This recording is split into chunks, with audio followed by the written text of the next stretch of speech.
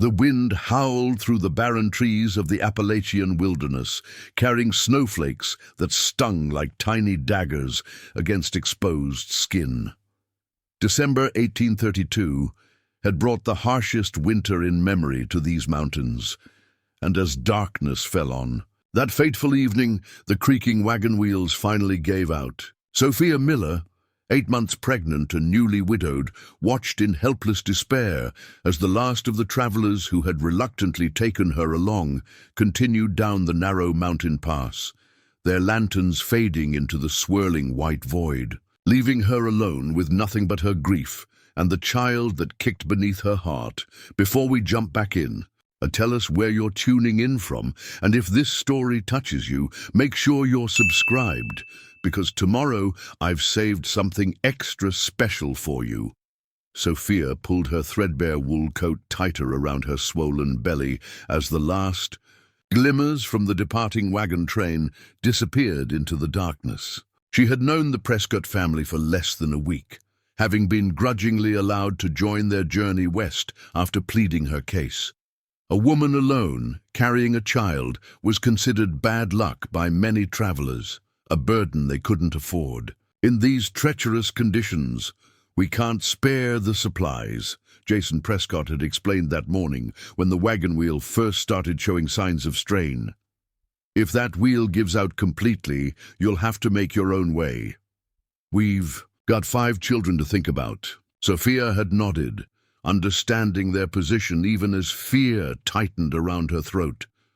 Now, as the wheel lay splintered beyond repair and the Prescott's wagon disappeared around the bend, that fear blossomed into full-blown terror.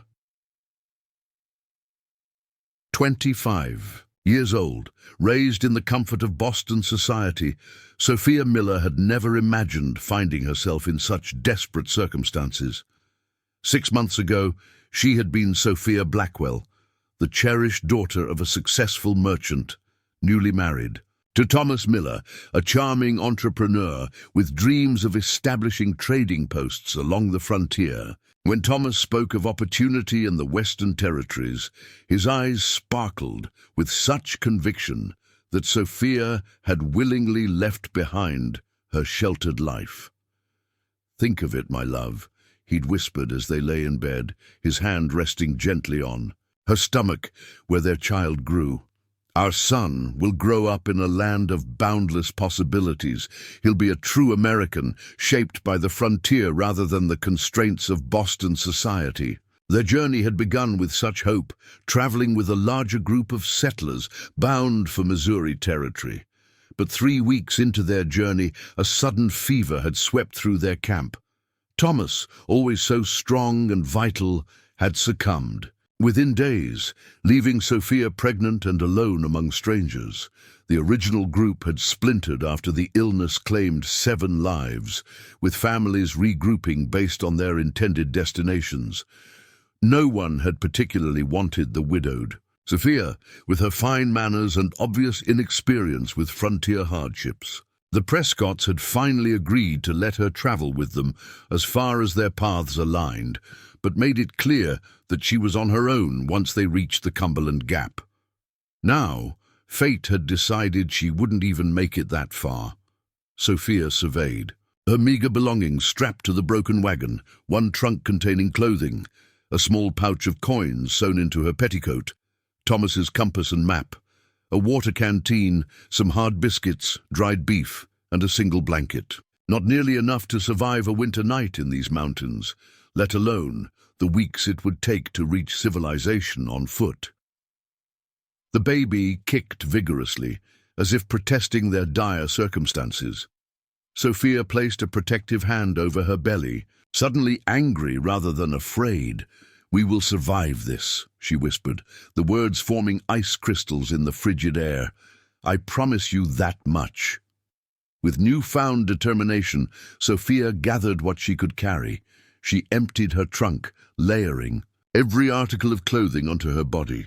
She wrapped the blanket around her shoulders like a shawl, tucked the food and water into a makeshift bundle, and secured Thomas's compass and hunting knife at her waist.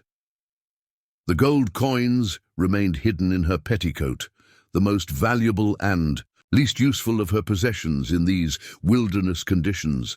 The first task was finding shelter before nightfall completely enveloped the forest. The temperature was dropping rapidly and the snowfall increasing in intensity. The road, little more than a rugged trail, offered no protection, but Sophia remembered passing a rock formation about half a mile back. Moving awkwardly under the weight of her pregnancy and multiple layers of clothing, Sophia began retracing their path. Each step required careful consideration in the deepening snow. A twisted ankle or broken leg would mean certain death for both her and her unborn child. The going was painfully slow. What should have been a 15-minute walk stretched into nearly an hour as Sophia navigated the treacherous terrain.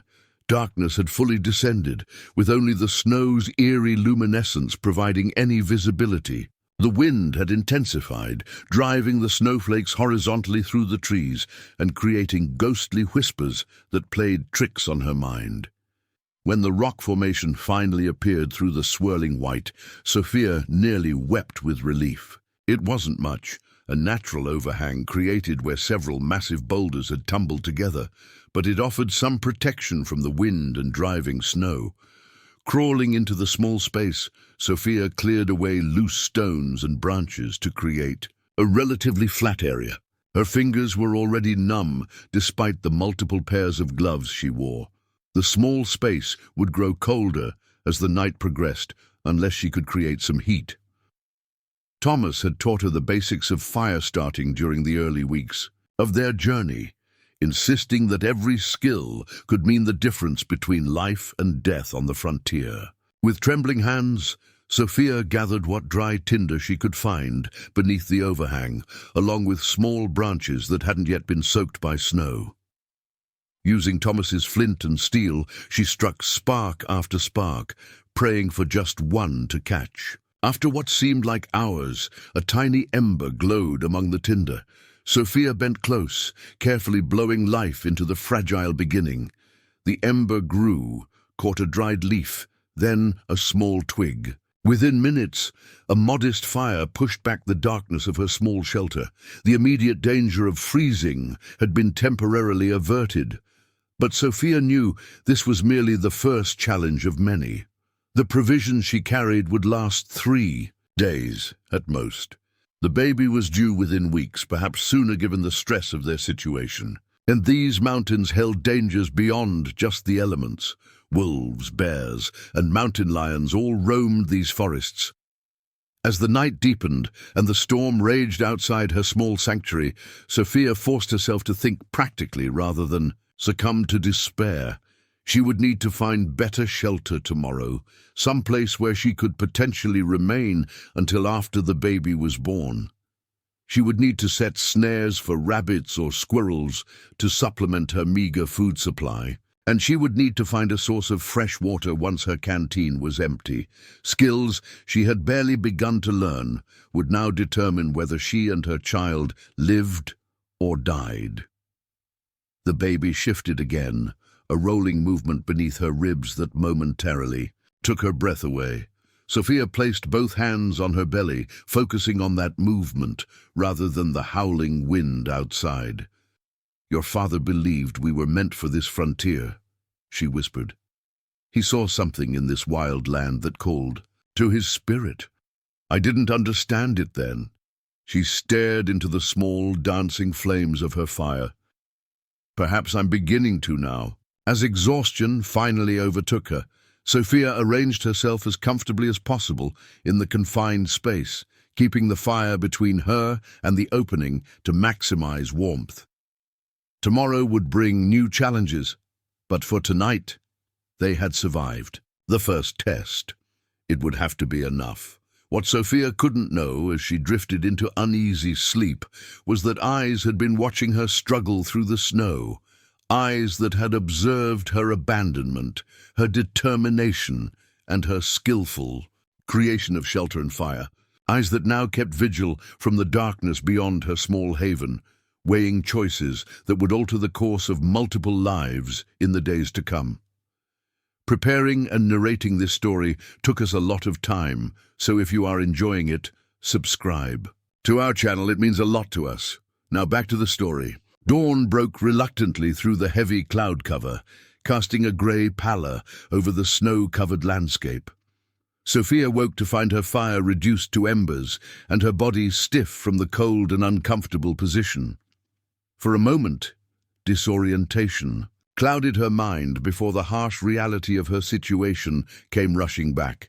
The storm had subsided overnight, leaving behind nearly 2 feet of pristine snow that transformed the forest into an alien landscape. Sophia's first attempt to stand sent sharp pains through her lower back, a worrying development this far into her pregnancy. She forced herself to breathe deeply, waiting for the discomfort to pass before venturing out from her makeshift shelter. The broken wagon remained where she had left it, now half buried in snow. Sophia trudged toward it, hoping to salvage anything she might have overlooked in yesterday's panic. The wagon bed yielded an unexpected treasure, a small cast-iron cooking pot that had fallen beneath the seat and been forgotten.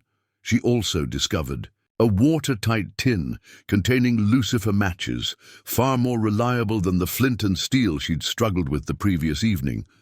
As Sophia gathered these newfound resources, a sound stopped her cold, the unmistakable howl of a wolf, answered by another from a different direction.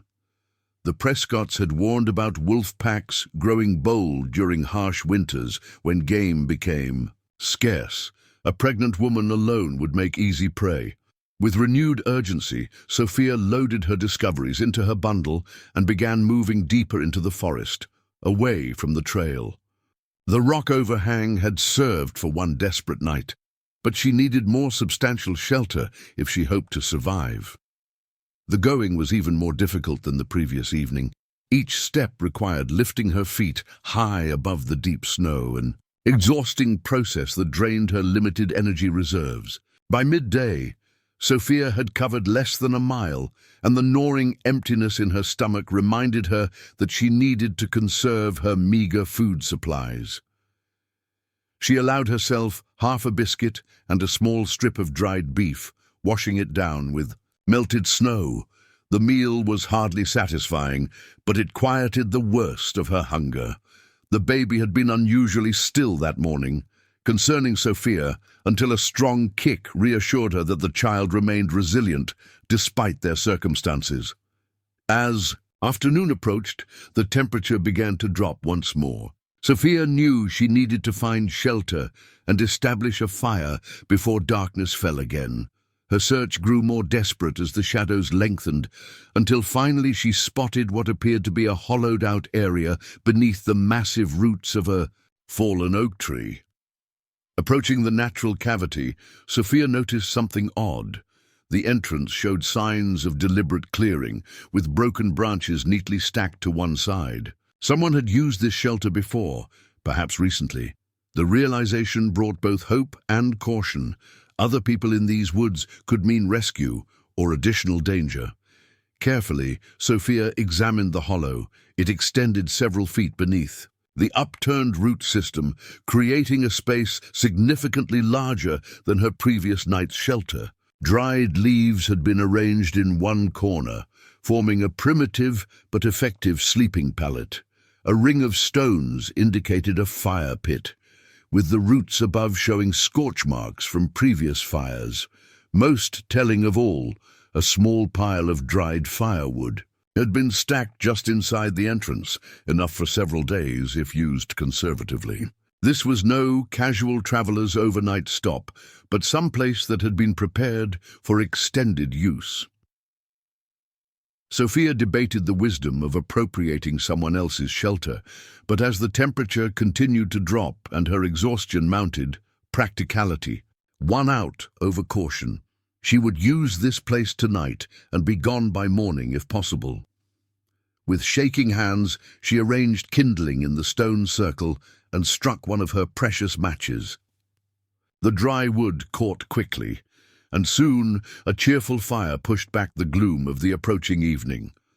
For the first time since being abandoned, Sophia felt a faint glimmer of hope.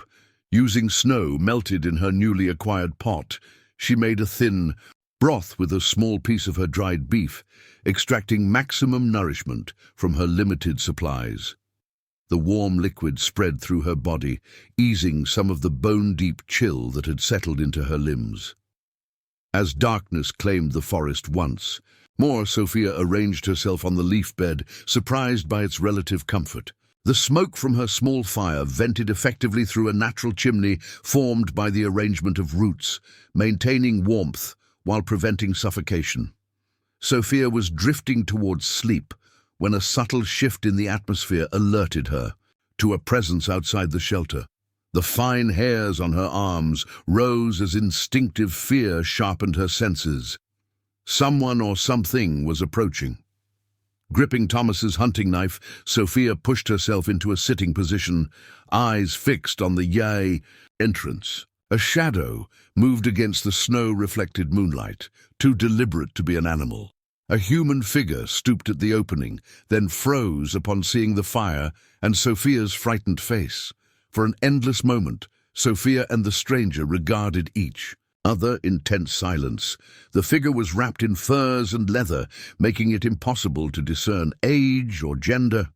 Then slowly, deliberately, gloved hands rose in the universal gesture of peace. "I mean no harm," a deep voice said, the words carefully formed as if English was not his first language.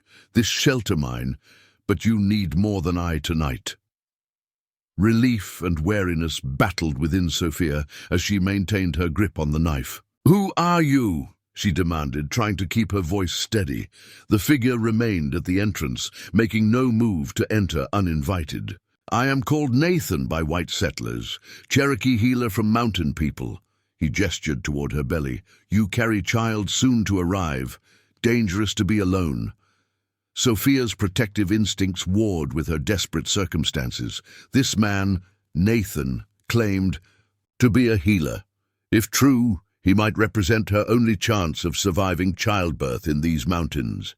Yet she had heard terrible stories of frontier conflicts between settlers and native tribes. "The people who left me," she began cautiously, "they said Cherokee territories were further south." "Most tribe, yes," Nathan acknowledged. "Some of us remain in ancestral mountains, hidden from soldiers who force removal." There was both dignity and sorrow in his voice. "I watch you since sunset yesterday. See wagon people abandon woman with child, not honorable action." The realization that she had been observed during her desperate struggle to survive should have been unsettling, but instead, Sophia felt a strange relief. Someone had witnessed her abandonment, had seen her determination to survive, and rather than taking advantage of her vulnerability, this man had kept watch, perhaps even the vigil she had sensed as she fell asleep the previous night. "This is your shelter," Sophia acknowledged, lowering the knife slightly. "I didn't know. I'll leave." At first light, Nathan shook his head, snowflakes dislodging from his fur-lined hood with the movement.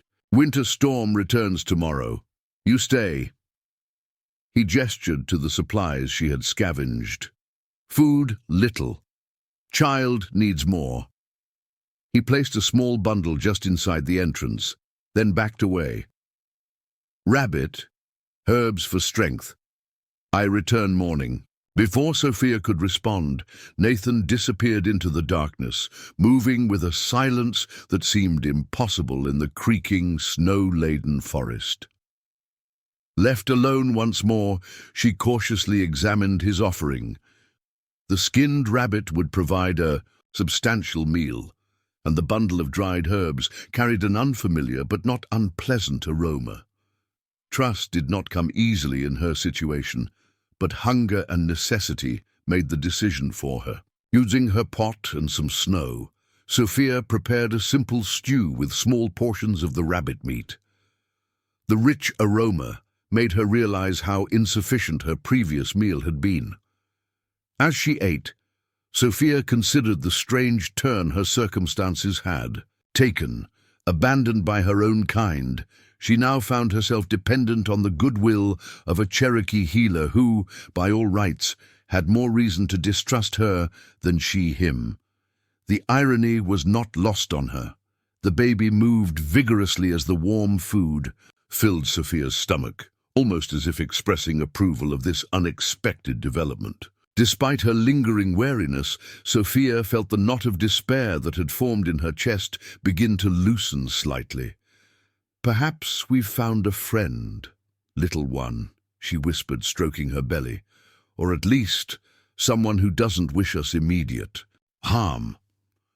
That night, with a fuller stomach and a more substantial shelter, Sophia slept deeper than she had since Thomas's death. Outside, the wind began to rise once more, carrying the promise of another storm.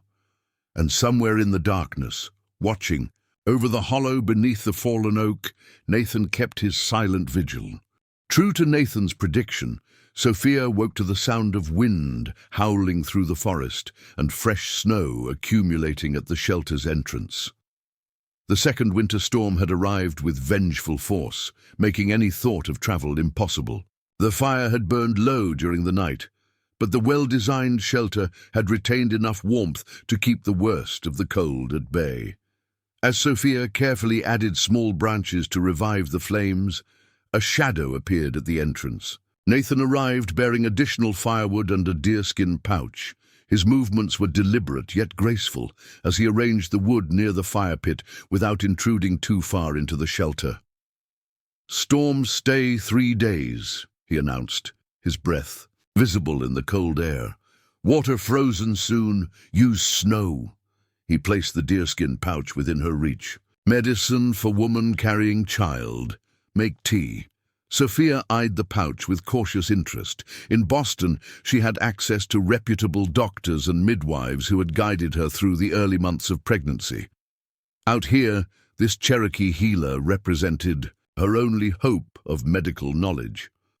"What kind of medicine?" she asked, unwilling to blindly consume unknown substances. Nathan's expression remained impassive, but approval flickered in his dark eyes at her question. "Raspberry leaf strengthens womb. Nettle brings iron for blood. Chamomile calms spirit." He pointed to each dried herb as he named it. "Safe for child, used by Cherokee women for many generations." The herbs he described sounded familiar. Sophia recalled the midwife in Boston recommending raspberry leaf tea, though she had called it by a different name. This coincidence helped ease her wariness. "Thank you," she said, reaching for the pouch. "My name is Sophia. Sophia Miller." Nathan nodded, once in acknowledgement.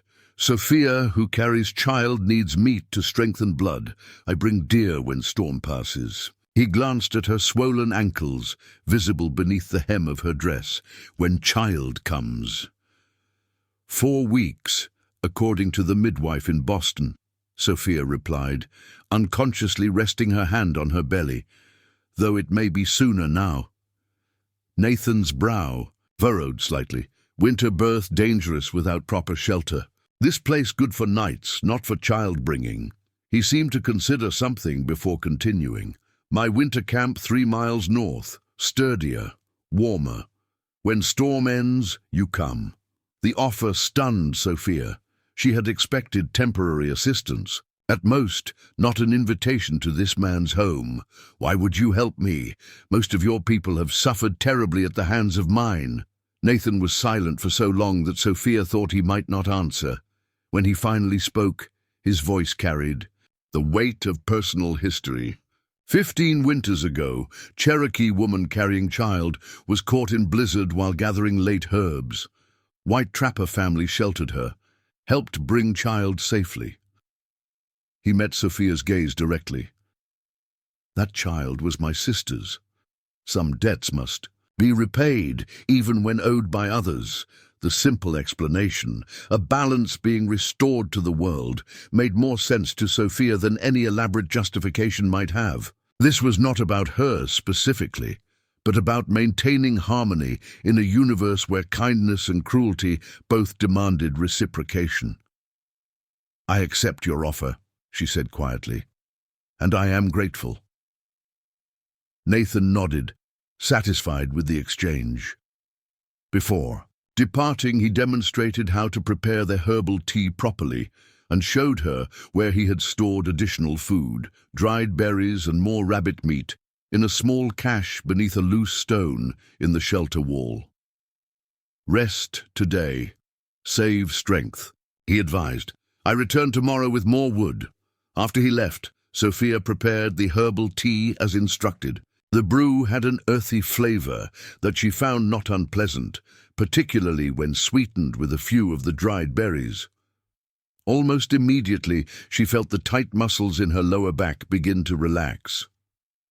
The storm intensified throughout the day, wind driving snow through the forest with such force that it created drifts several feet high around the shelter entrance. Sophia maintained the fire carefully, conserving the precious firewood while ensuring sufficient warmth. The physical demands of survival left little time for the grief that had been her constant companion since Thomas's death. Though occasionally, when adding wood to the fire or preparing food, she found herself imagining him beside her, offering encouragement.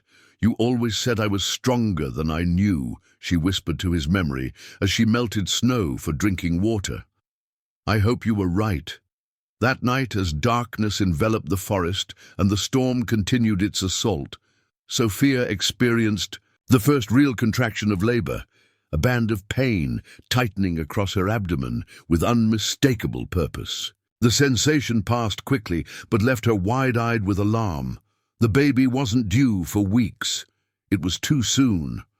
Remembering what the Boston midwife had told her about false labor, Sophia tried to remain calm. First pregnancies often gave warning, signs weeks before actual delivery.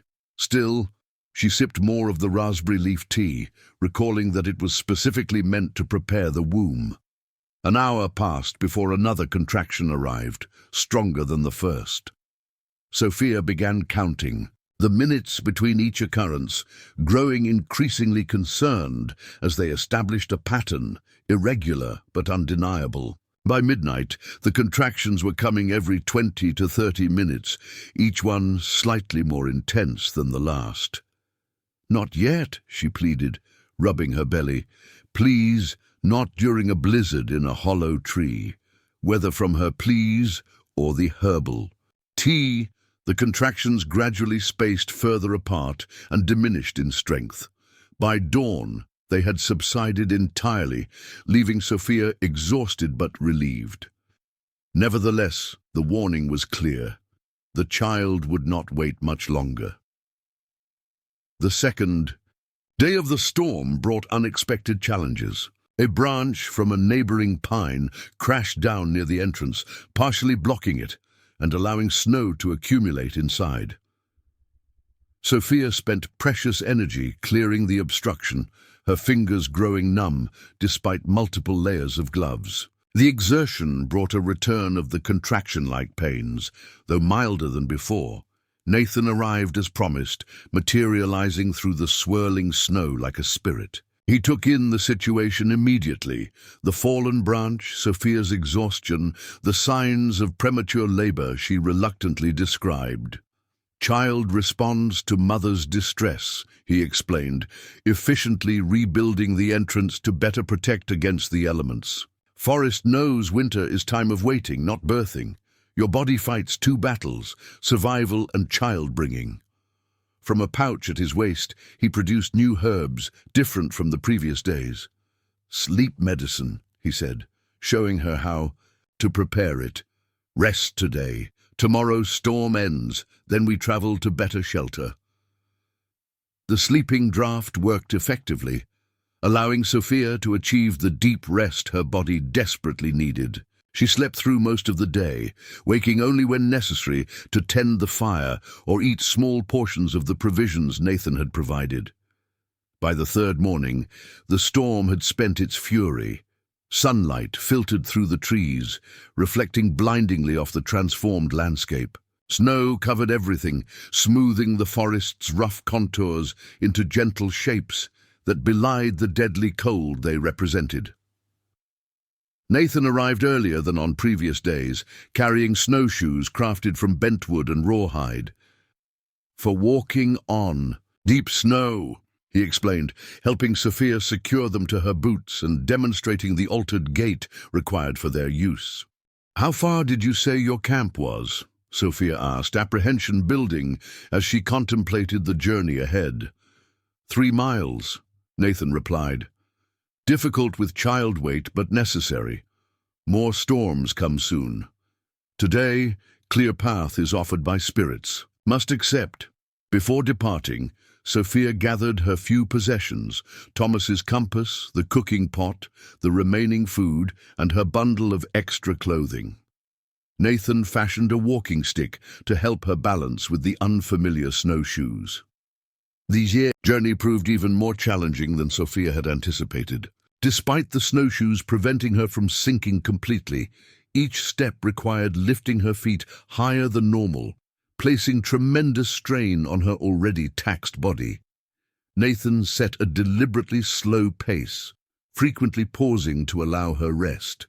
"Your strength surprises," he commented during one such break, genuine respect evident in his voice.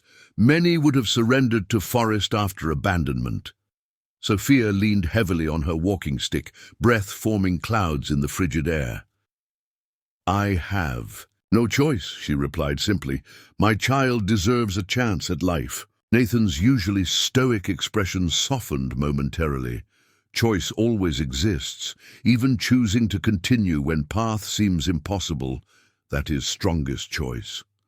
With those words echoing in her mind, Sophia pressed onward, one painful step at a time, toward the promise of shelter and the hope of survival. By midday, Sophia's strength was flagging. Despite Nathan's carefully planned rest periods, the journey through knee-deep snow had taken its toll. Every muscle ached, and worrying twinges in her lower back signaled that the baby remained restless. The brightness of sun-reflected snow had given her a pounding headache, and her lips had cracked from the dry winter air. "How much further?" she managed between labored breaths during their latest pause. Nathan studied her condition with the critical eye of a healer. "Less than mile now, but you need rest longer." He gestured to a fallen log cleared of snow. "Sit. Drink water." Gratefully, Sophia eased herself onto the makeshift seat. As she sipped from the water skin Nathan offered, she noticed his attention. Shifting to the forest behind them, his expression suddenly alert. "What is it?" she asked, instantly concerned. "Tracks following," he replied, his voice lowered. "Men, 3, maybe 4, with rifles." Fear shot through Sophia like ice water. "The Prescotts?" Nathan shook his head.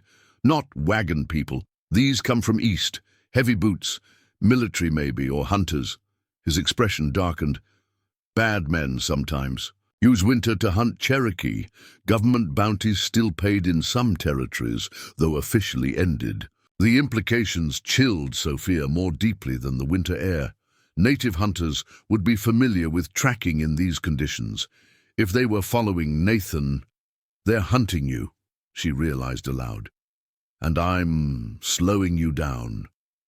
"Perhaps. Hunting, perhaps not," Nathan replied, his tone deliberately neutral. "But hurry now important." With renewed urgency, they resumed their journey. Nathan adjusted their path, leading them through denser portions of the forest, where overhanging evergreens had prevented snow from accumulating as deeply. The going was slightly easier, but the tension radiating from her guide transferred to Sophia, making each sound in the forest, a branch creaking under snow weight, ice cracking on a distant tree, seem ominous. After another hour of travel, the forest began to thin, revealing a small valley nestled between protective ridges. Nathan pointed toward a barely visible structure tucked against the southern ridge. "Winter camp," he explained, "hidden from valley trails, safe from storm winds." As they approached, Sophia could make out more details. Unlike the crude temporary shelters she had imagined, this was a substantial dwelling, partially built into the hillside with a stone foundation and sturdy log walls. A stone chimney emerged from one side, wisps of smoke suggesting an active hearth within. Near the structure stood a smaller outbuilding that appeared to be a storehouse or smokehouse. "You live here alone?" Sophia asked, surprised by the size. "And permanence of the dwelling. Winter hunting camp," Nathan clarified, "used by my family for many generations. Now just me during hunting season." A shadow passed across his features. "Most of clan moved west with forced relocation. I remain as healer for those who hide in mountains." Before Sophia could inquire further, Nathan suddenly stiffened, his hand raised for silence. In the stillness that followed, Sophia heard it. Into the distant sound of voices, men calling to each other through the forest. "Inside quickly," Nathan urged, supporting her arm as they covered the final distance to the cabin. The interior of the dwelling surprised Sophia with its craftsmanship and comfort.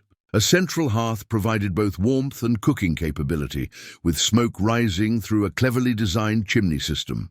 Furs lined the walls for additional insulation, and handcrafted furniture, a table, chairs, and a platform bed covered in deerskins, offered pragmatic comfort.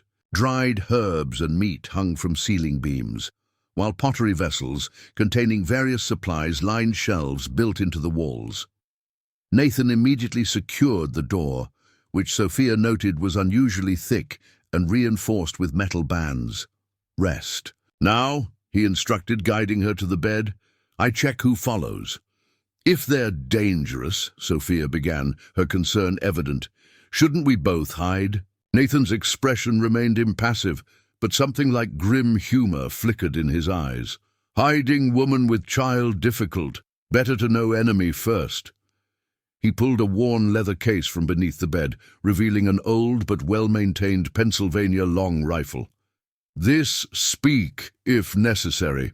As Nathan disappeared through a back entrance, Sophia hadn't initially noticed. She sank onto the bed, grateful for the relative comfort after days of inadequate rest. The warmth of the hearth eased her aching muscles, and for the first time since, being abandoned, she felt truly safe. The cabin's walls, solid and reassuring, stood between her and the wilderness that had nearly claimed her life. Her momentary peace was disrupted by the baby shifting vigorously, followed by a contraction, stronger than those she had experienced in the hollow tree. Sophia breathed through it, using techniques the Boston midwife had taught her, but anxiety resurged. The journey had accelerated things. The baby was responding to her physical stress. When the contraction passed, Sophia explored her surroundings more thoroughly, seeking distraction from her concerns.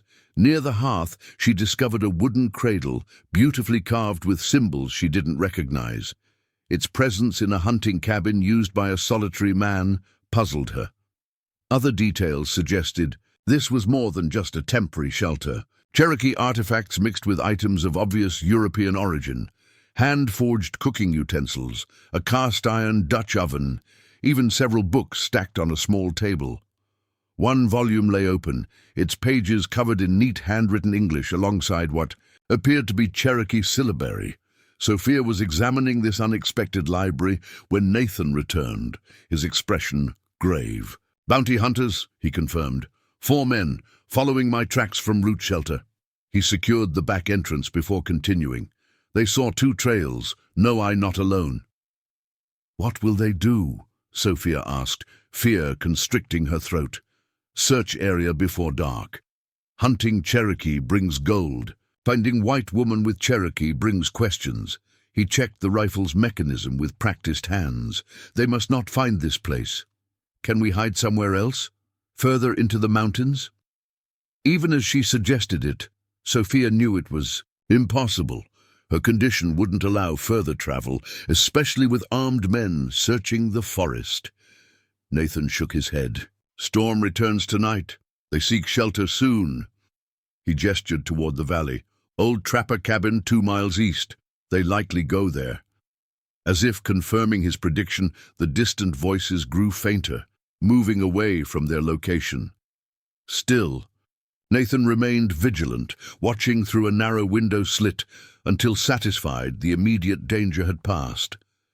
Turning his attention back to Sophia, he noticed her discomfort immediately.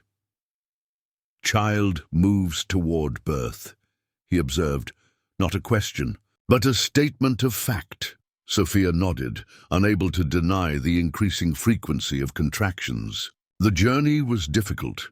I think it started, though still early." Nathan accepted this development with characteristic calm. Many days sometimes between first signs and child's arrival.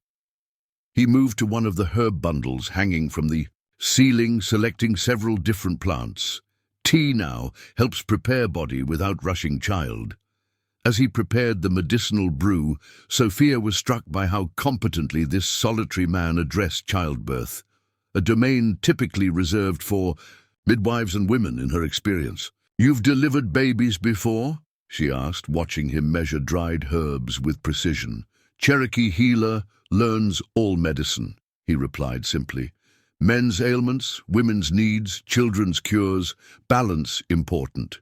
He paused, adding more. "Wood to the fire. My grandmother was respected birth helper, taught me plant medicine for women. Not unusual among my people for men to learn such things." This information provided Sophia surprising comfort.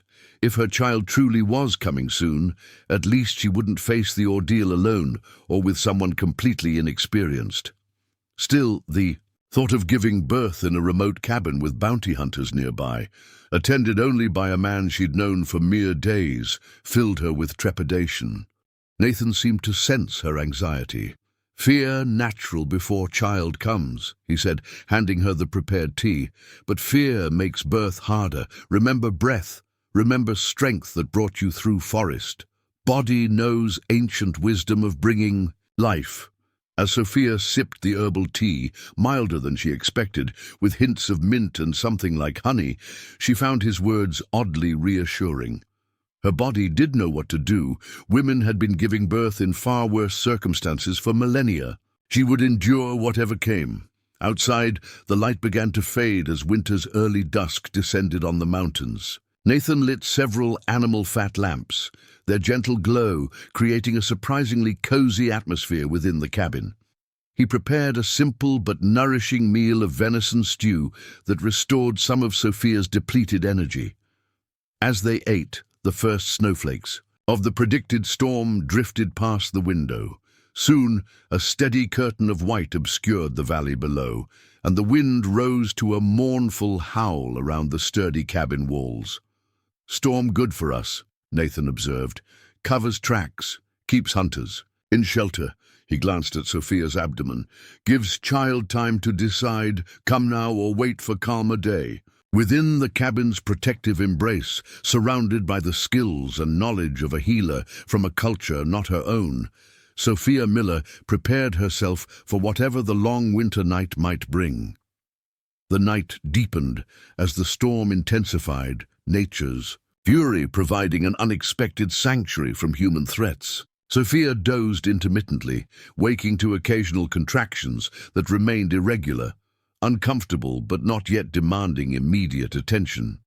Nathan maintained a watchful presence, alternating between tending the fire, preparing remedies, and checking the perimeter of the cabin when the wind temporarily abated. During one such wakeful period, Sophia's attention returned to the beautifully crafted cradle near the hearth. The question that had formed earlier finally found voice. "The cradle," she began, gesturing toward it. "It seems out of place in a hunting cabin used by a single man." Nathan's hands paused in their work of grinding herbs. Something flickered across his face, a shadow of memory perhaps, or old pain. "It was carved for my son," he said finally, "many winters ago." The simple statement contained volumes of unspoken history.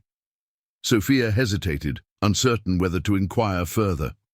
"You don't need to tell me," she offered. "I didn't mean to pry into painful memories."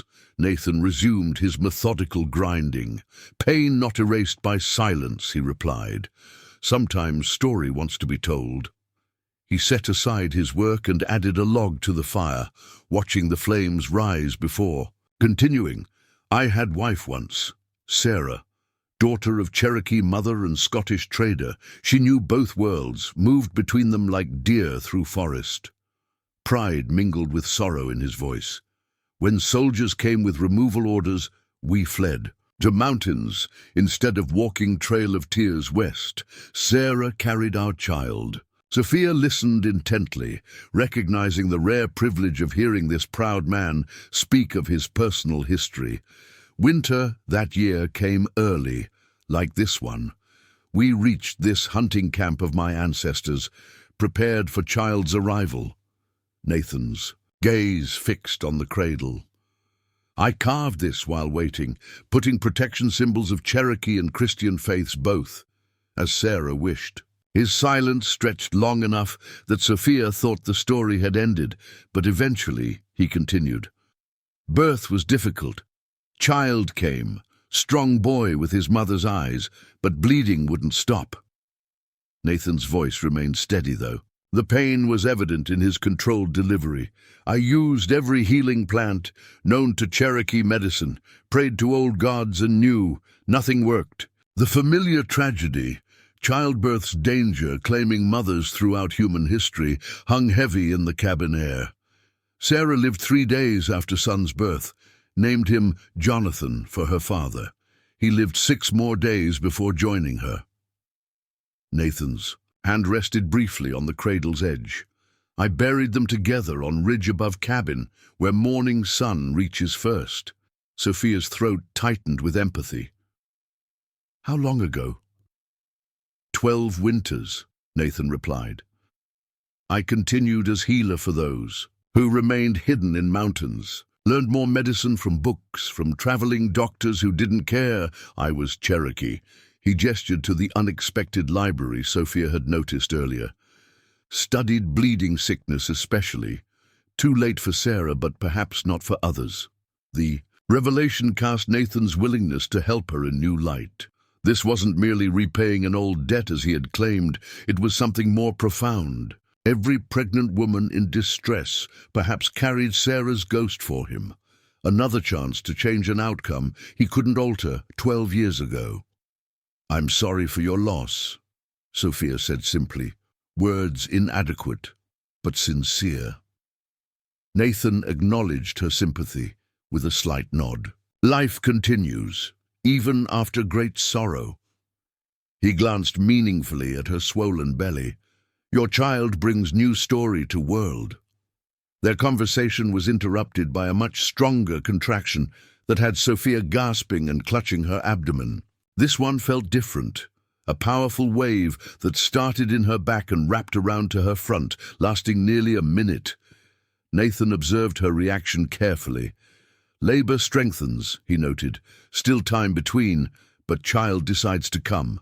During storm. As the contraction subsided, leaving Sophia breathless, a new sound penetrated the howling wind. Distant voices and the bark of a dog. Nathan moved swiftly to the window slit, watching intently. Hunters move through storm, he reported, his voice tight with concern. Torches visible through trees, coming this direction. Why would they leave shelter in this weather? Sophia asked, fear renewing despite her exhaustion.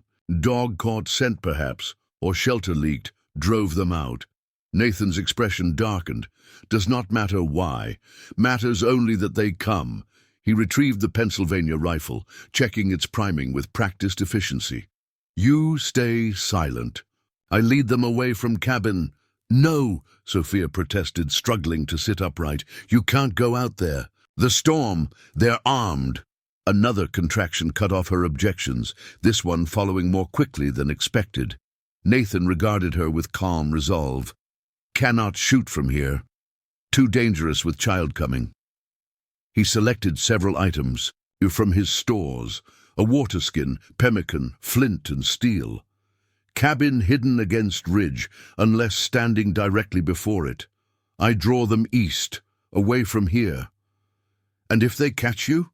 Sophia demanded, breathing through the subsiding pain. Not easy to catch Cherokee in forest even with dog. A hint of pride colored his voice. Many places to hide, to double back. Storm helps conceal tracks. Unwilling to simply watch him walk into danger, Sophia tried another approach.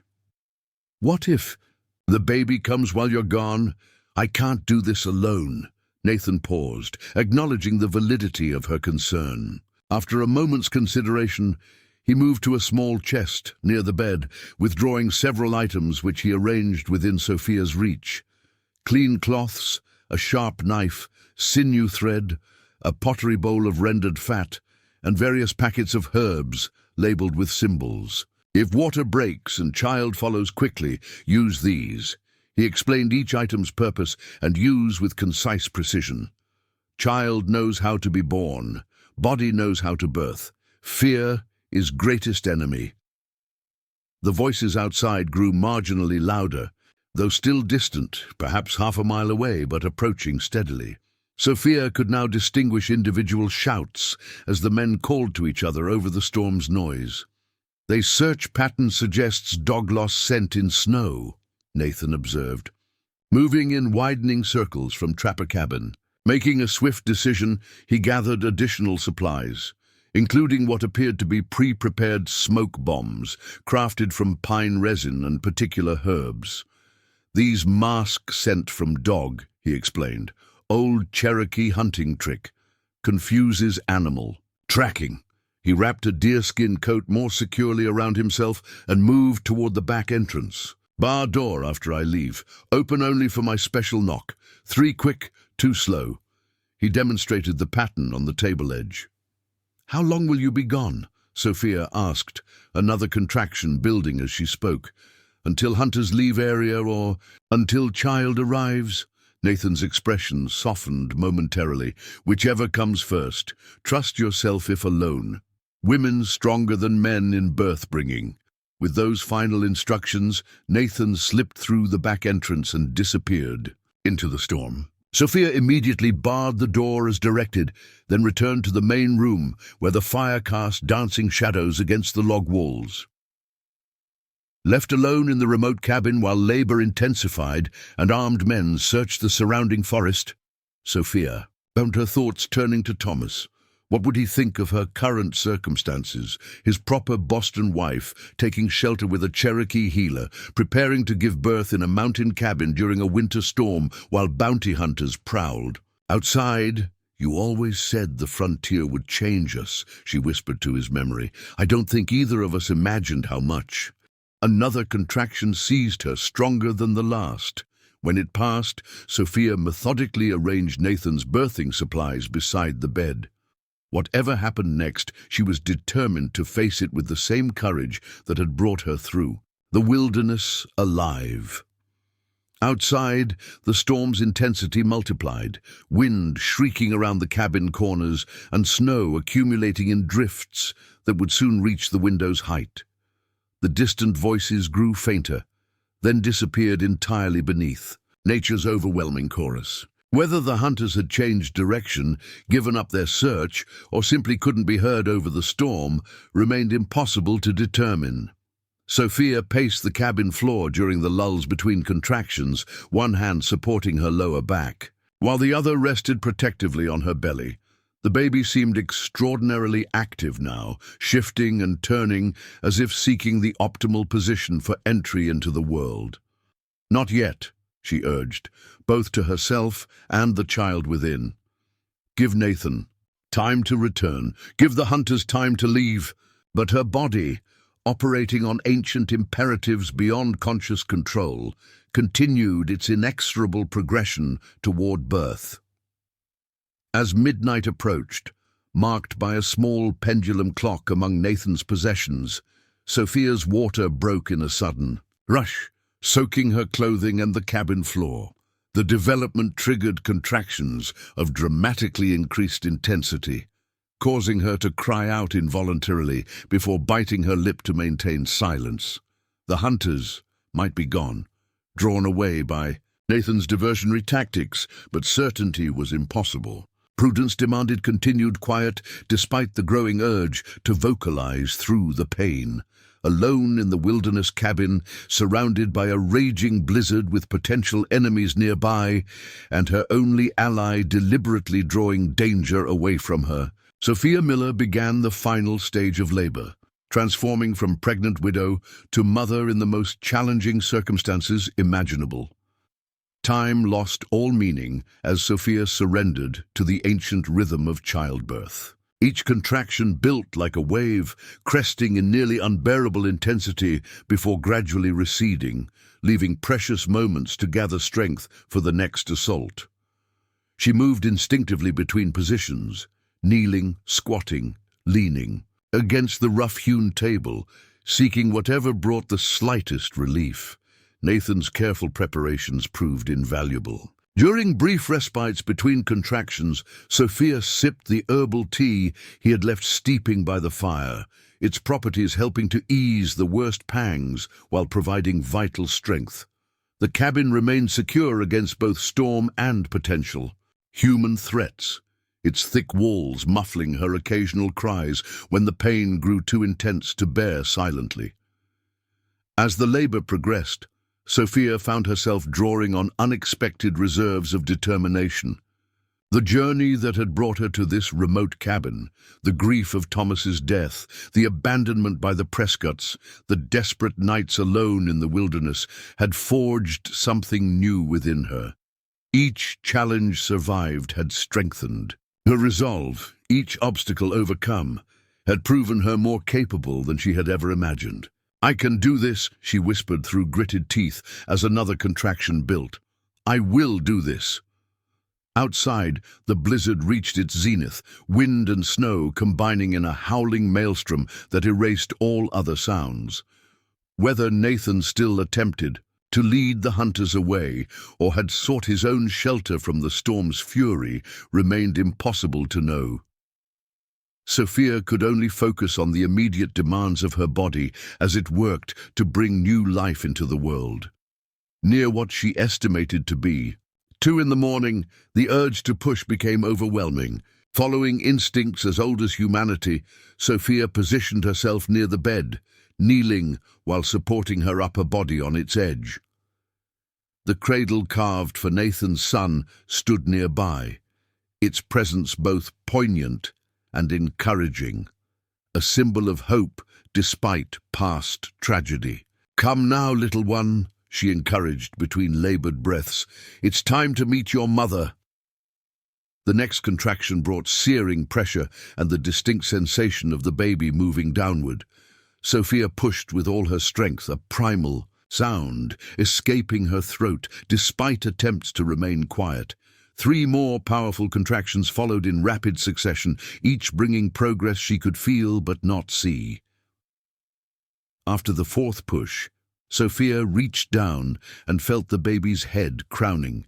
An indescribable moment of wonder amid the pain. One more tremendous effort brought the head fully into the world, the shoulders following with the next contraction. With a final push and a rush of fluid, her child slipped completely free of her body and into her waiting hands. A girl, a perfectly formed daughter with a cap of dark hair, her tiny face scrunched in protest at the sudden change in environment. For one heart-stopping moment, the baby remained silent, and Sophia felt panic rising. Then came the indignant wail, strong and vital, announcing her arrival to the empty cabin. Moving with instinctive precision despite her exhaustion, Sophia cleared the baby's mouth and nose with her finger, as she had seen midwives do, then used one of Nathan's clean cloths to wipe the birth fluids from the newborn's skin. She tied and cut the umbilical cord with the implements he had provided, wrapped her daughter in the softest deerskin, and held her close to share body warmth. "Hello, Elizabeth," she whispered, the name she and Thomas had chosen if their child was a girl. "Welcome to this world, little fighter." The afterbirth delivered without complication, Sophia managed to clean herself and change into the spare clothing from her bundle. The physical ordeal left her trembling with exhaustion, but the rush of love for the tiny being in her arms provided a different kind of strength. Moving carefully to the hearth, she added wood to build the fire higher, ensuring the cabin remained warm enough for her newborn. Elizabeth had settled against her mother's chest, her earlier cries subsiding into occasional whimpers as she adjusted to existence outside the womb. "Your father would have adored you," Sophia told her, tracing a gentle finger along the perfect curve of her daughter's cheek. "He had such dreams for us in this new land." Her voice caught on unexpected emotion. "Different dreams than this, perhaps, but we'll find our way." As dawn approached, bringing faint grey light through the snow-crusted window, Sophia managed to position herself on the bed with Elizabeth securely nestled in the crook of her arm. Despite her intention to remain vigilant, the profound exhaustion of childbirth soon pulled her into deep sleep. She woke with a start to the sound of the promised knock, 3 quick, 2 slow, at the back entrance. Disoriented momentarily, Sophia clutched Elizabeth closer before remembering Nathan's signal. "Who's there?" she called, her voice hoarse from exertion. "Nathan," came the reply, muffled by the thick door. "Hunter's gone. Safe now." Relief flooded through her as she carefully rose, cradling Elizabeth securely while moving to unbar the door. Nathan entered quickly, bringing a blast of cold air and snowflakes before securing the entrance behind him. His clothing was crusted with ice, his face bearing signs of extreme exposure to the elements, but his eyes remained alert and assessing. Those eyes widened slightly at the sight of the bundle in Sophia's arms. "Child came," he stated, a hint of concern breaking through his usual reserve. "You birthed alone." Elizabeth arrived safely, Sophia confirmed, adjusting the wrap to reveal her daughter's face. "Your preparations helped more than you can know." Nathan approached cautiously, his gaze softening as he observed the newborn. With gentle movements that belied his considerable size and strength, he examined the baby without taking her from Sophia's arms, checking her color, respiration, and reflexes with experienced precision. "Strong girl child," he pronounced, satisfaction evident in his voice. "Good size despite coming early." He turned his attention to Sophia. "And mother, bleeding controlled?" Sophia nodded, touched by his professional concern despite what must have been his own ordeal in the blizzard. "Everything happened as you said it might. I remembered your instructions." Nathan nodded approvingly, then moved to remove his frozen outer garments. As he hung them near the fire to thaw, Sophia noticed a dark stain spreading across his left sleeve. "You're injured," she gasped, suddenly registering what exhaustion and childbirth had prevented her from seeing immediately. Nathan glanced at his arm with detached interest. "Bullet grazed only. Hunter shot at movement in trees. Poor aim in storm." He pulled back the torn fabric to reveal a shallow furrow across his upper arm, bloodied but not life-threatening. "Let me help," Sophia insisted, carefully placing Elizabeth in the cradle before retrieving Nathan's medical supplies. The least she could do was tend his wound after all he had done for her. As she cleaned and bandaged his arm, Nathan recounted the night's events in his characteristically economical style. The hunters had indeed followed the false trail he created, venturing far enough east to become thoroughly disoriented when the storm intensified. Their dog, more sensible than its master's, had eventually led them back toward the trapper's cabin rather than continuing a futile search. "They leave mountains when storm passes," Nathan predicted. "Bounty not worth freezing death." With the immediate danger past and Elizabeth sleeping peacefully in the cradle, Sophia felt the full impact of the past days crashing upon her. The journey through deep snow, the terror of the hunter's approach, the intensity of childbirth, all combined in a wave of delayed reaction that left her shaking. Nathan recognized the symptoms immediately. "Shock comes after danger passes," he explained, guiding her back to the bed. "Body fights, then trembles when fight done." He prepared a warm drink different from the previous medicinal teas. This, and smelling of mint and honey. Rest now, both safe. My turn to watch. As Sophia sipped the soothing liquid, a question that had formed during the long hours of labor finally found voice. What happens when the weather clears? Elizabeth and I can't impose on your kindness indefinitely. Nathan considered this as he tended the fire. Winter in mountains lasts many more weeks, not safe to travel with newborn until paths clear. He gestured toward the well-stocked cabin. Provisions sufficient for 3, no imposition. And after winter? Sophia pressed, needing to understand what future might await her and her daughter.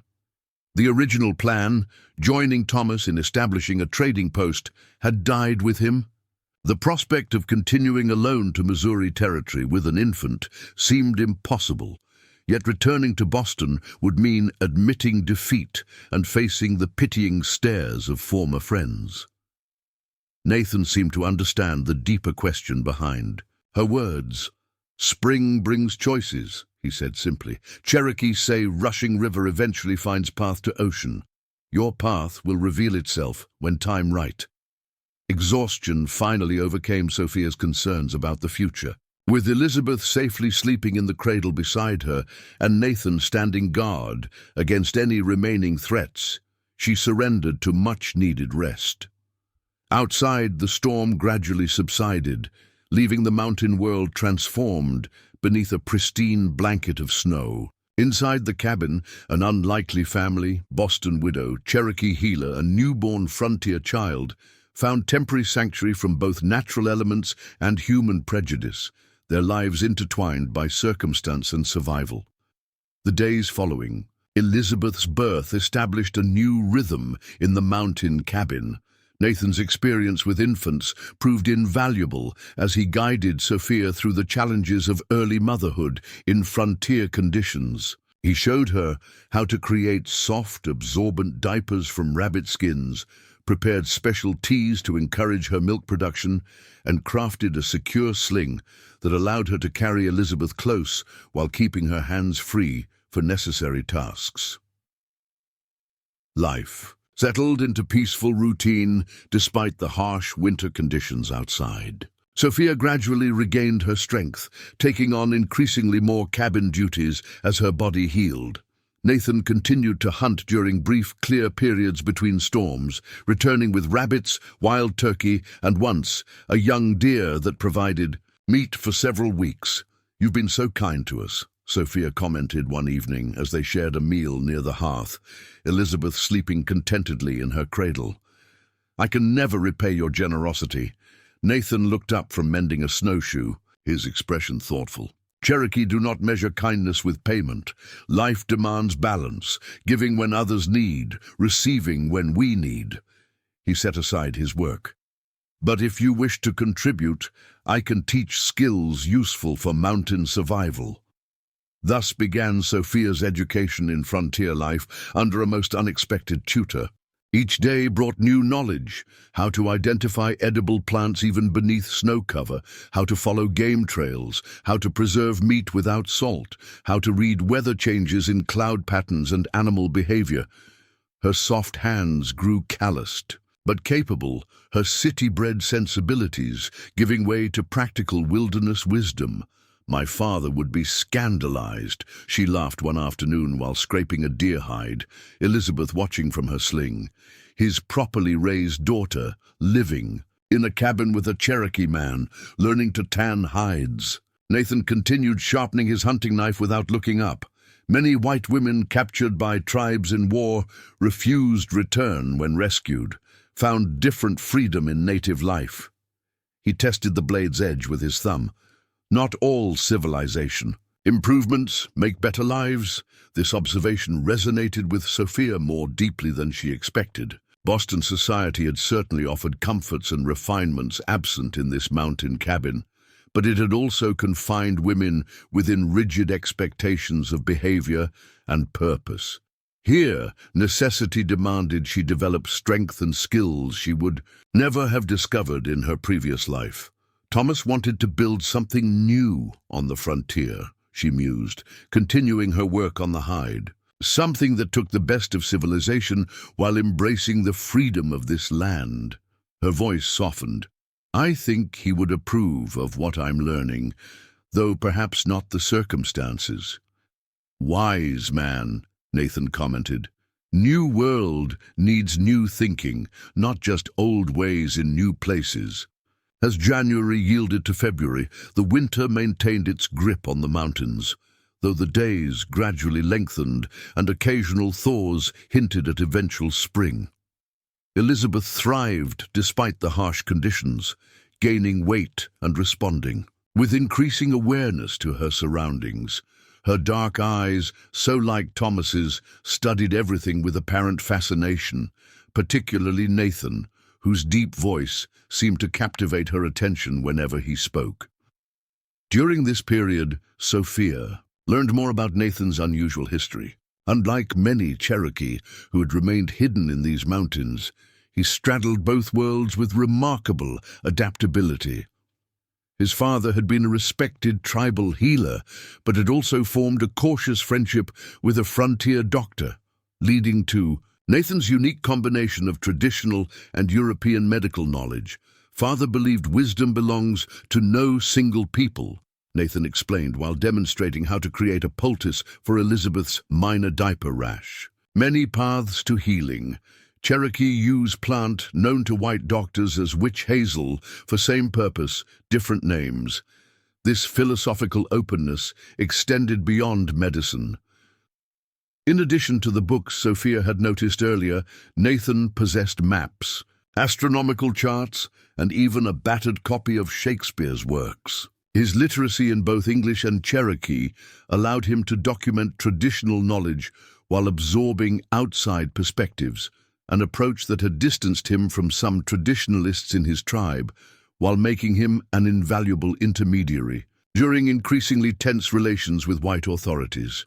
You could have gone west with the others, Sophia observed one night as Nathan studied a star chart by lamplight. With your knowledge, you'd be valuable to any community. Nathan carefully traced a constellation before responding. Left wife and son buried here. Could not leave them alone. His voice remained steady, though Sophia detected the underlying emotion. And some Cherokee, too old, too stubborn to travel Trail of Tears, needed healer who understands both medicines. As February progressed, the bounty hunters never returned, but new concerns arose. During a clear spell, Nathan ventured further down the mountain than usual for hunting and returned with troubling news from a sympathetic trapper he had encountered. Militia companies forming in lowland settlements, he reported, his normally impassive features tight with worry. Talk of final solution to Indian problem in mountains before spring planting. Governor signed new removal order. But President Jackson's Indian Removal Act was years ago, Sophia protested. I thought the official relocations were complete. Official, yes. Reality, no. Nathan stoked the fire with more force than necessary. Some Cherokee hide successful. Government finds embarrassing. New militia, not regular army. Local men paid for each Indian captured or killed. The implications chilled Sophia despite the cabin's warmth. They're coming here, to these mountains, when snow melts enough for horses on mountain trails. April, perhaps. Nathan's expression revealed rare uncertainty. Need to consider options before then. This development cast a shadow over their previously peaceful coexistence.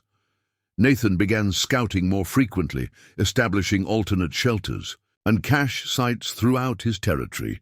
He taught Sophia recognition signals and emergency procedures with increasing urgency.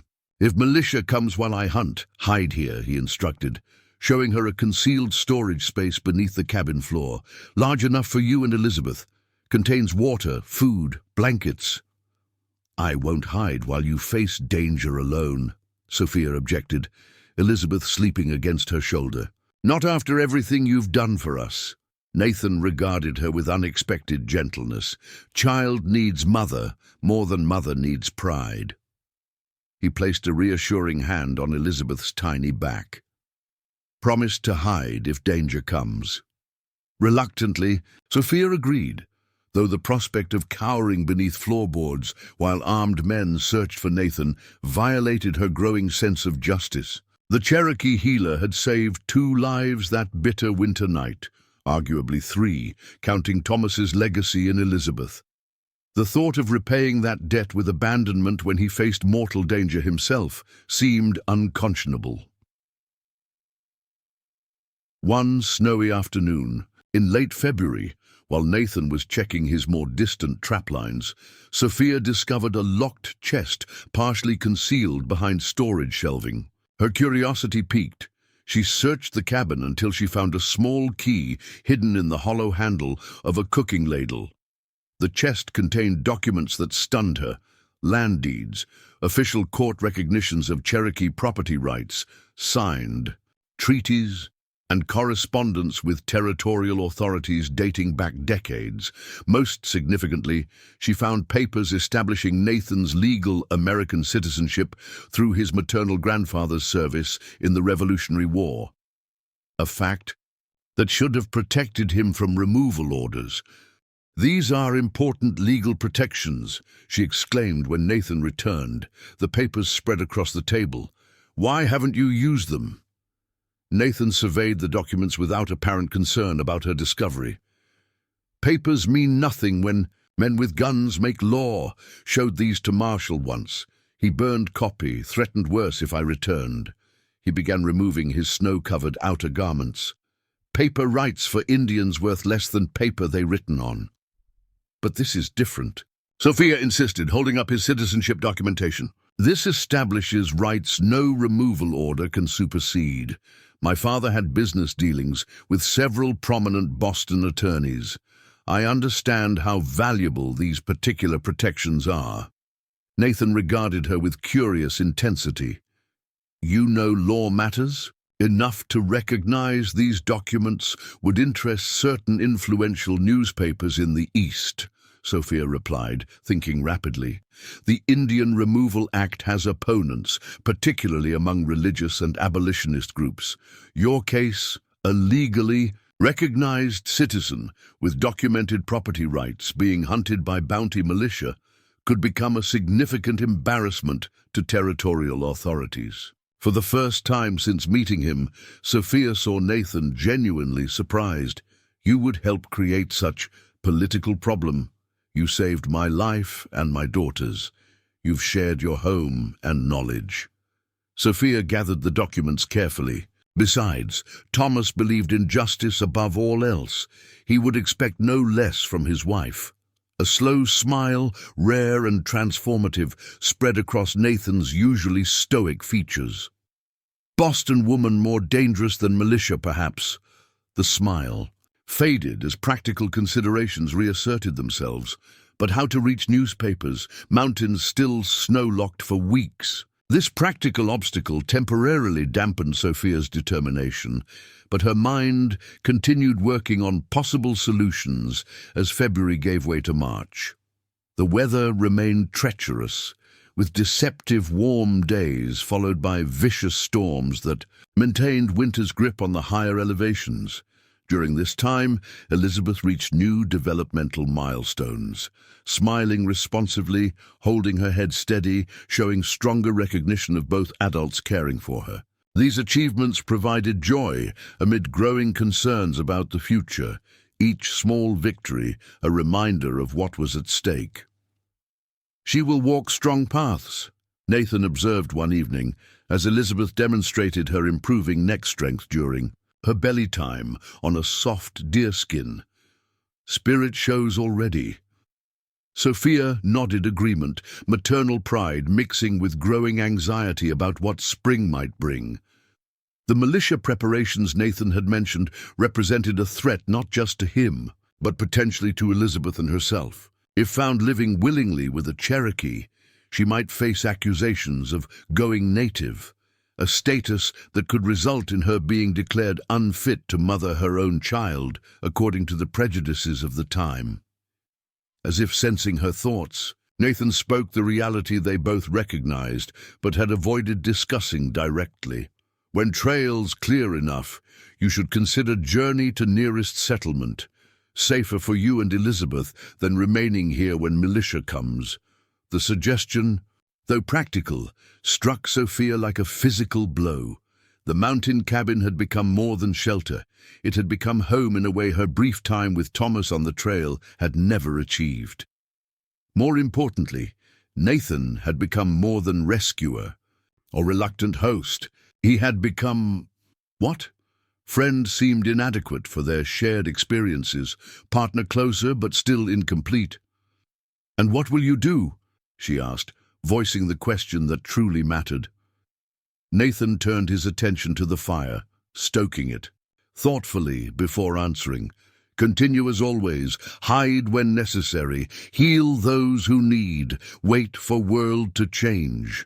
The simplicity of his response belied the danger it represented. Both knew that waiting for the world to change might mean years or decades of precarious existence, potentially cut short by a militia bullet or the hardships of solitary survival.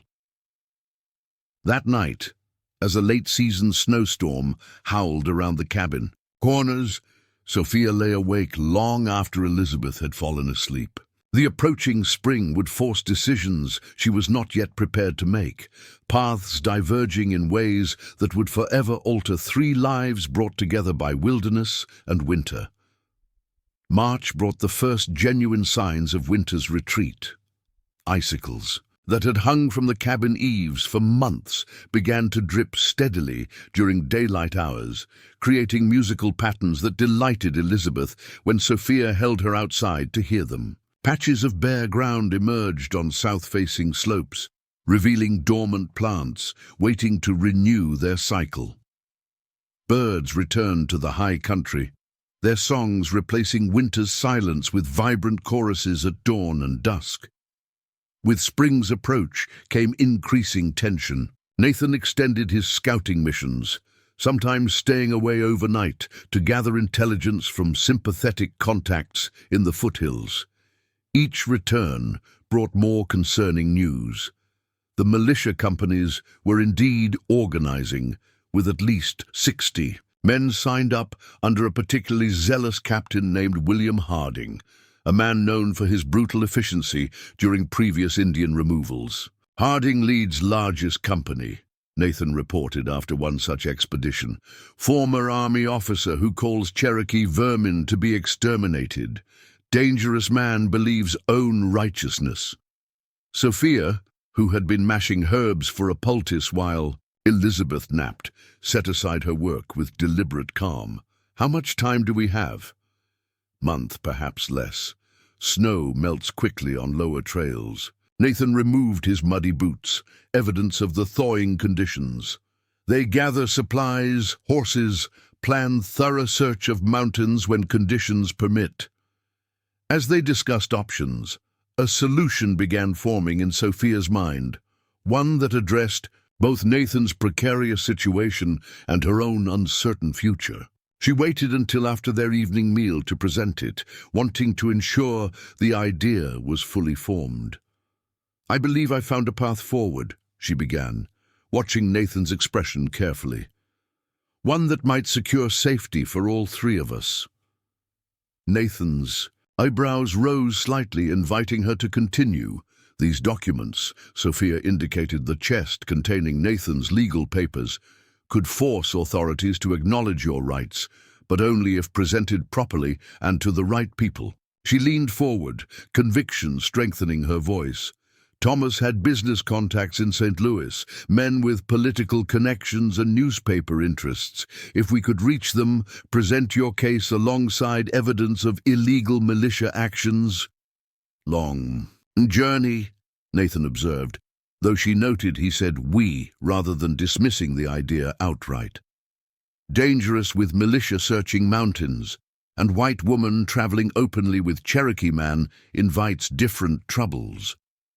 Which is why we need a compelling story," Sophia countered, having anticipated this objection. A widow and her infant rescued by a legally recognized Cherokee citizen with documented property rights. It's exactly the kind of narrative that would interest reform-minded newspapers. Her eyes met his directly. Not just for you, but as a means to challenge the entire removal policy. Nathan studied her with new intensity. You suggest using our situation as political weapon. I suggest using truth against injustice, Sophia corrected. Your legal rights exist, but are being ignored. The militia's planned actions violate both law and basic humanity. Why not expose these contradictions to those with power to effect change? For several moments, Nathan considered silently, absently stroking the small carved bear he often worked on during evenings, a toy he was creating for Elizabeth. When he finally spoke, his words surprised her. Sarah would have suggested same, he said quietly. She believed in fighting with both weapons and words. He set the carving aside. Plan has merit, but requires preparations. Maps needed, supplies, safe route avoiding settlements hostile to Cherokee. The discussion continued late into the night, transforming from hypothetical possibility to actionable strategy. Nathan sketched rough maps of potential routes, marking dangerous areas to avoid and identifying potential allies. The most promising path would take them northwest toward the Missouri River, bypassing territorial centers where the militia organized while aiming for St. Louis, where Thomas's business associates might provide crucial assistance. Journey requires at least 3 weeks if weather favorable, Nathan calculated, his finger tracing the proposed route. Longer with infant. Must wait until Elizabeth stronger for travel, but before militia begins mountain sweep. Early April then, Sophia suggested. She'll be nearly 3 months old, and the worst spring storms should have passed. Nathan nodded agreement. Time enough to prepare properly. His expression grew serious. But Sophia must understand risks. Journey dangerous even without militia. If captured or killed, Elizabeth becomes orphan in reality, not just legal terms. The stark assessment sobered Sophia momentarily, but her determination remained unshaken. Staying brings equal danger, just delayed. At least this path offers hope beyond mere survival. She looked toward the cradle where Elizabeth slept peacefully. Besides, I want my daughter to live in a world where justice matters more than prejudice. This journey serves that greater purpose. Something shifted in Nathan's eyes, respect deepening, perhaps, or recognition of a kindred spirit beneath their obvious differences. Then we prepare, he said simply. The following weeks transformed the cabin into a center of careful preparation. Nathan increased his hunting efforts to create a surplus of dried meat for the journey. Sophia crafted specialized carrying equipment, adapting the baby sling Nathan had made into a more secure travel system that would protect Elizabeth from weather while keeping Sophia's hands free when needed. Together, they studied maps, discussed contingencies, and assembled the supplies necessary for wilderness travel with an infant. During this period, their partnership evolved in subtle ways. The careful distance Nathan had maintained, appropriate for a healer assisting a vulnerable woman, gave way to a more equal collaboration. Sophia noticed he began sharing more personal stories and beliefs, speaking of Cherokee traditions and his own family history with previously unvoiced detail. In turn, she found herself revealing aspects of her Boston upbringing she had never shared with anyone, including Thomas, her secret educational pursuits disguised as social visits, her dissatisfaction with society's limited expectations for women, her father's disappointment when she displayed more interest in business matters than appropriate marriageability. Thomas was different, she explained one evening while organizing supplies. He saw me as a partner, not merely a wife. That's why I agreed to this frontier adventure despite my father's objections. Nathan nodded understanding. Cherokee traditionally value women's wisdom. Clan membership passes through mother's line, not father's. Women hold property, Speak in council. A shadow crossed his features. White ways different. Sarah struggled with this. Her Scottish father believed women should remain silent in men's matters. This cultural comparison fascinated Sophia, who had received limited education about native peoples beyond common stereotypes. Yet you and Sarah built a life bridging both worlds. Tried to, Nathan corrected gently. Not always successful. Some Cherokee called us too white. Some whites called us savages, regardless of adaptation. His hands worked steadily, fashioning a waterproof covering for their journey supplies. Difficult path, belonging nowhere completely. As April approached, bringing longer days and increasingly stable weather, final preparations accelerated. Nathan cached essential supplies at strategic points along their planned route, ensuring they could travel lighter between resupply opportunities. He also arranged subtle signals with friendly contacts, both native and sympathetic whites, who might provide assistance or warning about militia movements. One particularly significant addition to their plans came when Nathan returned from scouting with a surprise, a sturdy mountain pony he had obtained through trade with a Cherokee family preparing to move west. Safer travel with horse, he explained, leading the shaggy, sure-footed animal to a newly constructed lean-to beside the cabin. Elizabeth and supplies can ride, we walk alongside. The pony, which they named Maple for her reddish-brown coloring, proved gentle with Elizabeth, standing patiently while Sophia practiced securing the special carrier Nathan designed to hold the infant safely during travel. This unexpected resource significantly improved their chances of completing the journey successfully, allowing faster progress while reducing physical strain. As their departure date grew closer, Sophia found herself experiencing conflicting emotions. The cabin that had initially been merely emergency shelter had become home during these winter months. The forest that had once seemed threatening now felt familiar, its seasonal patterns and wildlife recognized as neighbors rather than dangers. Most significantly, the working partnership with Nathan had evolved into something neither of them had anticipated or named, but which contained unmistakable elements of deep mutual respect and growing affection. "Will you miss this place?" she asked Nathan one evening as they stood outside the cabin, watching the last light fade from the mountain peaks. Elizabeth, now alert for longer periods, observed the darkening sky from her mother's arms with apparent fascination.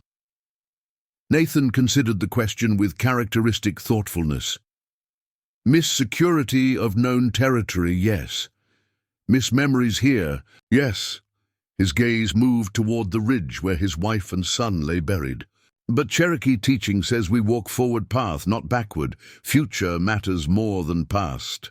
He reached out carefully, allowing Elizabeth to grasp his finger with her increasingly coordinated hands. Future now includes Elizabeth. Her safety, worth leaving familiar ground. The simple statement contained layers of meaning that Sophia recognized but did not press. His decision to accompany them to St. Louis, rather than simply pointing the way, represented a profound shift in priorities. From solitary guardian of his ancestral territory to protector of a makeshift family formed through circumstance and mutual need. 2 nights before their planned departure, as Sophia performed final checks of their carefully packed supplies, she found herself returning to a question that had lingered unasked throughout their preparations. "After St. Louis, if we succeed in presenting your case, what then?" she asked, her hands stilling on the bundle of baby clothing she had been organizing. Nathan looked up from the moccasins he was treating with protective oils for the journey. "Depends on outcome. If authorities acknowledge rights, perhaps return here with official protection." His expression remained carefully neutral. "If not, continue west, perhaps. Many Cherokee establishing new communities beyond current territories." "And Elizabeth and I," Sophia pressed gently, What place do you see for us in either outcome? The question hung between them, laden with unspoken possibilities. Nathan set aside his work, giving the matter his full attention. Choice belongs to Sophia, he said finally. Boston society waits if you wish return. Or, he paused, seeming to select his next words with particular care, journey continues together if you prefer. Elizabeth needs mother's wisdom, father's protection, whether that father figure is memory of Thomas or... He left the sentence unfinished, but his meaning was clear. With that simple statement, the parameters of their future clarified. Not a definitive decision, but acknowledgement of possibilities beyond the immediate journey, possibilities that included a continued shared path if circumstances and personal choices aligned. Let's reach St. Louis first, Sophia replied softly. The future will reveal itself when ready, as you've taught me. As April's first week brought warming temperatures and increasingly clear trails, the three unlikely companions, Boston widow, Cherokee healer, and infant daughter of two worlds, prepared to leave the mountain sanctuary that had sheltered them. Through winter's fury, whatever awaited them beyond the high country, militia threats, arduous travel, uncertain reception in St. Louis, they would face together, bound by experiences no conventional relationship could match. Dawn of their departure. Day broke clear and promising, the mountain air carrying the subtle fragrance of early spring growth and renewed possibility. The journey ahead remained fraught with danger and uncertainty, but as Nathan secured the last of their supplies to Maple's patient back, his eyes met Sophia's with quiet confidence. Ready? He asked simply, with Elizabeth secured against her. Chest and Thomas's compass in her pocket, Sophia nodded. Ready. They left the cabin as they had found it, prepared for future need, with supplies for emergency use by any traveler who might seek its shelter. Nathan paused only briefly at the ridge overlooking his family's resting place, offering what Sophia recognized as a traditional blessing before turning resolutely toward the path leading down from their mountain haven. The first steps of their journey took them into an uncertain future, but one facing forward rather than back. A small family created not by conventional bonds, but by survival, respect, and growing love in the face of wilderness and prejudice. The descent from the mountain sanctuary proved more challenging than anticipated. Spring thaws had transformed formerly frozen paths into treacherous mudslides, while weakened snow bridges occasionally collapsed under pressure, requiring careful testing of each step. Nathan led the way, probing suspicious terrain with a sturdy walking stick, while Sophia followed with Elizabeth, securely bundled against unexpected weather changes. Maple the pony brought up the rear, laden with their essential supplies, but still capable of navigating the difficult terrain with surprising agility. By midday they had descended nearly 2,000 feet in elevation, the forest around them, gradually transforming from predominantly evergreen to a mix of budding deciduous trees. The air felt different here, warmer, heavier with moisture, carrying scents of growth rather than the clean, sharp aromas of the high country. Lower elevations. Wake earlier from winter sleep, Nathan observed during a brief rest. Mountain flowers still wait beneath snow, while valley blooms already begin. Sophia nodded, feeling oddly disoriented by the rapid transition. After months in the high country, this middle elevation seemed almost tropical by comparison, a reminder of how dramatically their environment would change as they continued toward the Missouri lowlands. The first night of their journey, they camped in a small clearing beside a stream swollen with snowmelt. Nathan efficiently established their camp, while Sophia tended to Elizabeth's needs. Their practiced teamwork reflected months of shared living, each anticipating the other's requirements without discussion. Sleep in shifts tonight, Nathan suggested as he prepared a small, nearly smokeless fire. Not deep enough in wilderness yet for complete safety. Militia patrols possible even here. Sophia agreed, settling Elizabeth for the night in the specialized carrying cradle Nathan had designed for travel. The infant had handled the journey's first day remarkably well, sleeping through the roughest terrain and waking only for feeding and changing. "She's resilient," Sophia remarked proudly. "A true frontier child already." Nathan smiled briefly. Those rare expressions Sophia had learned to treasure. Strong mother creates strong daughter. Blood remembers courage. That night passed uneventfully. Though Sophia found sleep elusive during her designated rest period, her senses hyper-aware of every forest sound. The familiar security of the cabin felt increasingly distant, replaced by the vulnerable exposure of open travel. When they resumed their journey at dawn, she found herself constantly scanning their surroundings, imagining militia patrols behind every ridge. "Anxiety natural," Nathan commented, noticing her vigilance. "But wasted energy unless danger actually present. Cherokee hunters say, 'Watch where you step, not where you fear falling.'" The gentle correction helped Sophia refocus, conserving her strength for real challenges rather than imagined threats. By the third day, they had established an efficient travel rhythm, covering approximately 10 miles daily. Impressive progress considering the terrain and their necessary caution. Their planned route deliberately avoided established trails and settlements, following instead the natural corridors created by stream valleys and game paths. Nathan demonstrated remarkable navigation skills, seemingly able to maintain their intended direction despite the winding nature of their path. When Sophia commented on this ability, he extracted a small brass object from his medicine pouch. "Compass," he explained, displaying the instrument that matched the one Thomas had carried. "Gift from Sarah's father, who served as army guide. Useful tool when clouds hide sun and stars." This unexpected commonality with Thomas, both men valuing the precision of compass navigation, struck Sophia as somehow significant, though she couldn't articulate exactly why. Perhaps it represented the practical bridge between worlds that both men had attempted to build in their different ways. On the fourth day, they encountered their first potential complication when the sound of voices carried from the ridge above their position. Nathan immediately signaled for silence, leading them into the dense cover of a rhododendron thicket while the voices passed. From their concealment, they glimpsed 3 men on horseback, not militia from their dress, but frontier hunters whose alliance remained uncertain. "Local trappers," Nathan whispered once the men had passed.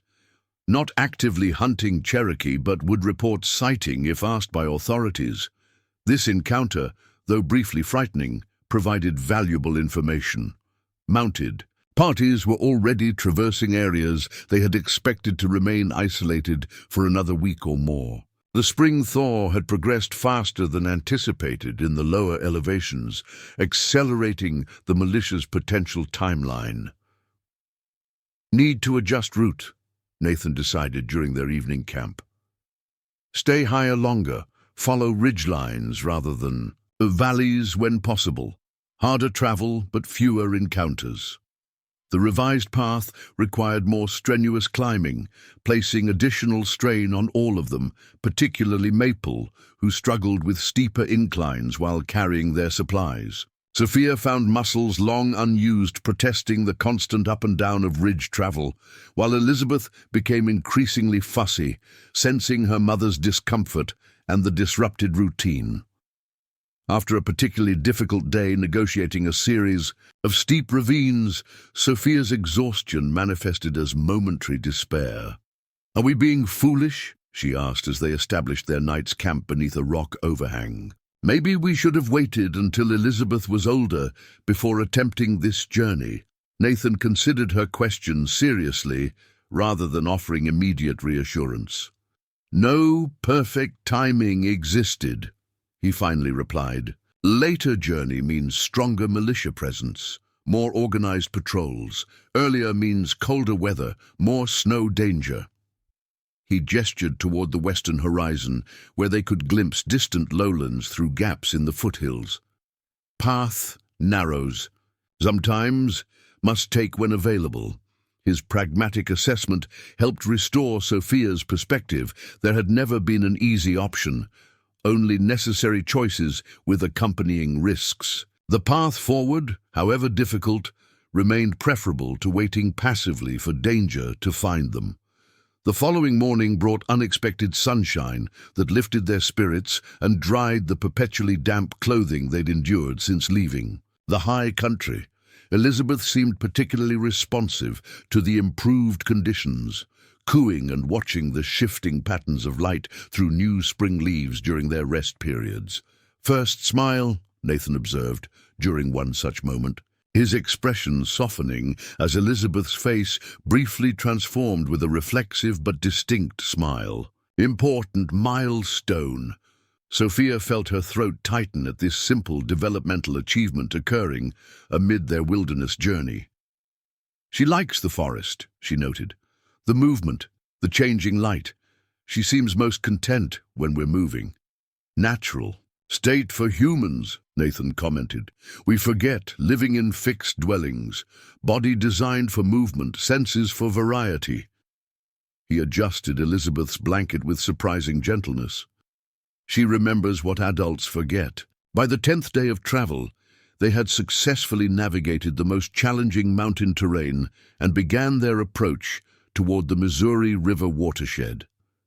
The landscape gradually opened into broader valleys, separated by gentler ridges, with visible signs of increased human activity, occasional distant cabins, felled timber, even smoke from settlements beyond the next ridgeline. This transition zone presented new challenges. While physically easier to traverse, the increased human presence meant greater risk of discovery.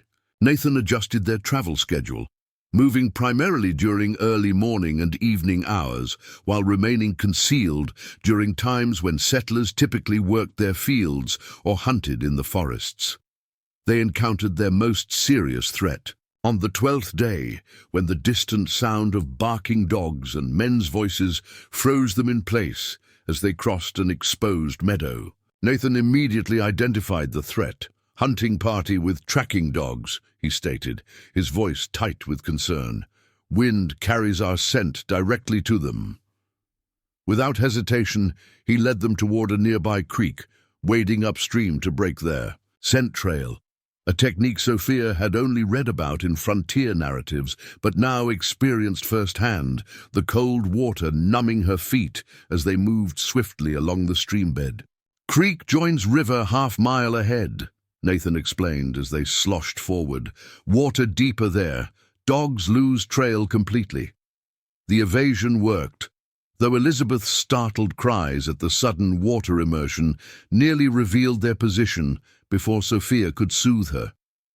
When they finally emerged on the far bank almost a mile upstream, the hunting party had disappeared into different territory, allowing them to resume their journey with renewed caution. That evening, as they dried their sodden footwear beside a carefully shielded fire, Sophia found herself thinking about the contrast between Nathan's calm efficiency during danger and her own barely suppressed panic. "How do you remain so composed?" she asked. "Even when those dogs were clearly on our trail, you never showed fear." Nathan continued methodically positioning their boots near the warming stones. "Fear exists inside," he acknowledged, "but acting from fear creates mistakes. Cherokee hunters learn early. Feel fear, acknowledge fear, then set aside to act clearly." He looked up, meeting her eyes directly. Not absence of fear, but mastery of it. This philosophy resonated with Sophia, who recognized how her own fears for Elizabeth sometimes clouded her judgment. "I need to learn that mastery," she admitted. "Already learning," Nathan countered. Creek crossing showed courage despite fear. Elizabeth sensed Mother's eventual calm, responded accordingly. Their progress over the next 4 days brought them to the approach of a significant milestone, the Missouri River itself, which they would need to cross to continue toward St. Louis. From a concealed vantage point on a forested bluff, they observed the broad waterway for the first time, its spring-swollen current carrying debris and entire uprooted trees downstream with frightening force. "Cannot cross here," Nathan stated definitively. "Need ferry or shallow ford upstream." According to their maps and Nathan's knowledge, the nearest potential crossing point lay 20 miles upriver, a significant deviation from their direct route, but necessary given the river's current dangerous condition. This change in plans required them to travel parallel to the river, following its meandering course through increasingly settled territory. They adopted extreme caution, traveling primarily at night and concealing themselves during daylight hours. Nathan applied particular techniques to minimize their trail, brushing out footprints, traveling on rocky ground when possible, and occasionally doubling back to confuse any potential trackers. On their second night of riverside travel, they received their first concrete intelligence about the militia when they overheard conversations at a remote riverside tavern they carefully skirted. From their concealment in nearby woods, they could distinguish fragments of discussion among rivermen loading supplies. Harding's company offering $50 per Cherokee captured alive, $25 for proof of those killed, one voice declared. "Says territory governor wants mountains cleared before summer. Waste of good manpower," another replied. "Most Indians already gone west, just scattered families remaining in high country." Harding claims at least 30 holdouts. The first voice countered. "Says they're harboring runaways and stirring up trouble. His men already caught 2 near Black Mountain last week." This information chilled Sophia, despite the mild spring evening. The militia campaign was already underway, with actual captures reported. Their decision to leave the mountain sanctuary had been timely, though the danger remained pressing. Most concerning was the mention of Black Mountain, an area not far from Nathan's cabin, suggesting the militia was operating precisely in the territory they had recently fled. When they returned to their hidden camp, Nathan's expression remained stoic, but Sophia had learned to read the subtle indicators of his concern, a certain tightness around his eyes, the deliberately measured quality of his movements. "News confirms our decision," he said simply. "Leaving mountains was necessary." "But the river crossing still lies ahead," Sophia noted, cradling a sleeping Elizabeth. "And beyond that, territory we know even less about." Nathan nodded acknowledgement. "Journey's middle often hardest, not sustained by beginning's determination or end's proximity." He checked their remaining supplies with practiced efficiency. "Must find ferry or ford within 3 days. Provisions low, especially for maple." The unspoken reality hung between them. Their carefully planned journey had reached its most critical and vulnerable phase, with increasing settlement reducing, hiding places while natural obstacles demanded interaction with potentially hostile strangers. The river crossing represented not just a physical barrier, but a transition into new dangers that would test their adaptability and trust in each other. That night, as Elizabeth slept peacefully between them in their concealed camp, Sophia found herself reaching across the small space to grasp Nathan's hand, a spontaneous gesture seeking reassurance but also offering it. His fingers closed around hers without hesitation, warm and strong, despite the calluses hardening his palm. No words were necessary as they contemplated the rushing river sounds in the darkness, both understanding that whatever challenges awaited, on the opposite shore they would face them together. Boston widow, Cherokee healer, and the infant daughter who had unexpectedly bound their fates into a single, shared journey. Fortune finally smiled upon the travelers when they discovered an aging ferry crossing operated by a grizzled riverman named Jenkins. Unlike the bustling commercial ferries downstream, this crossing served primarily local farmers and was situated at a natural narrowing of the Missouri. Most importantly, Jenkins himself proved unexpectedly sympathetic to their situation. Served with Cherokee scouts during the War of 1812, he explained gruffly when Nathan cautiously approached him after observing the operation for a full day. "Good men who saved my company more than once. Don't hold with this removal business."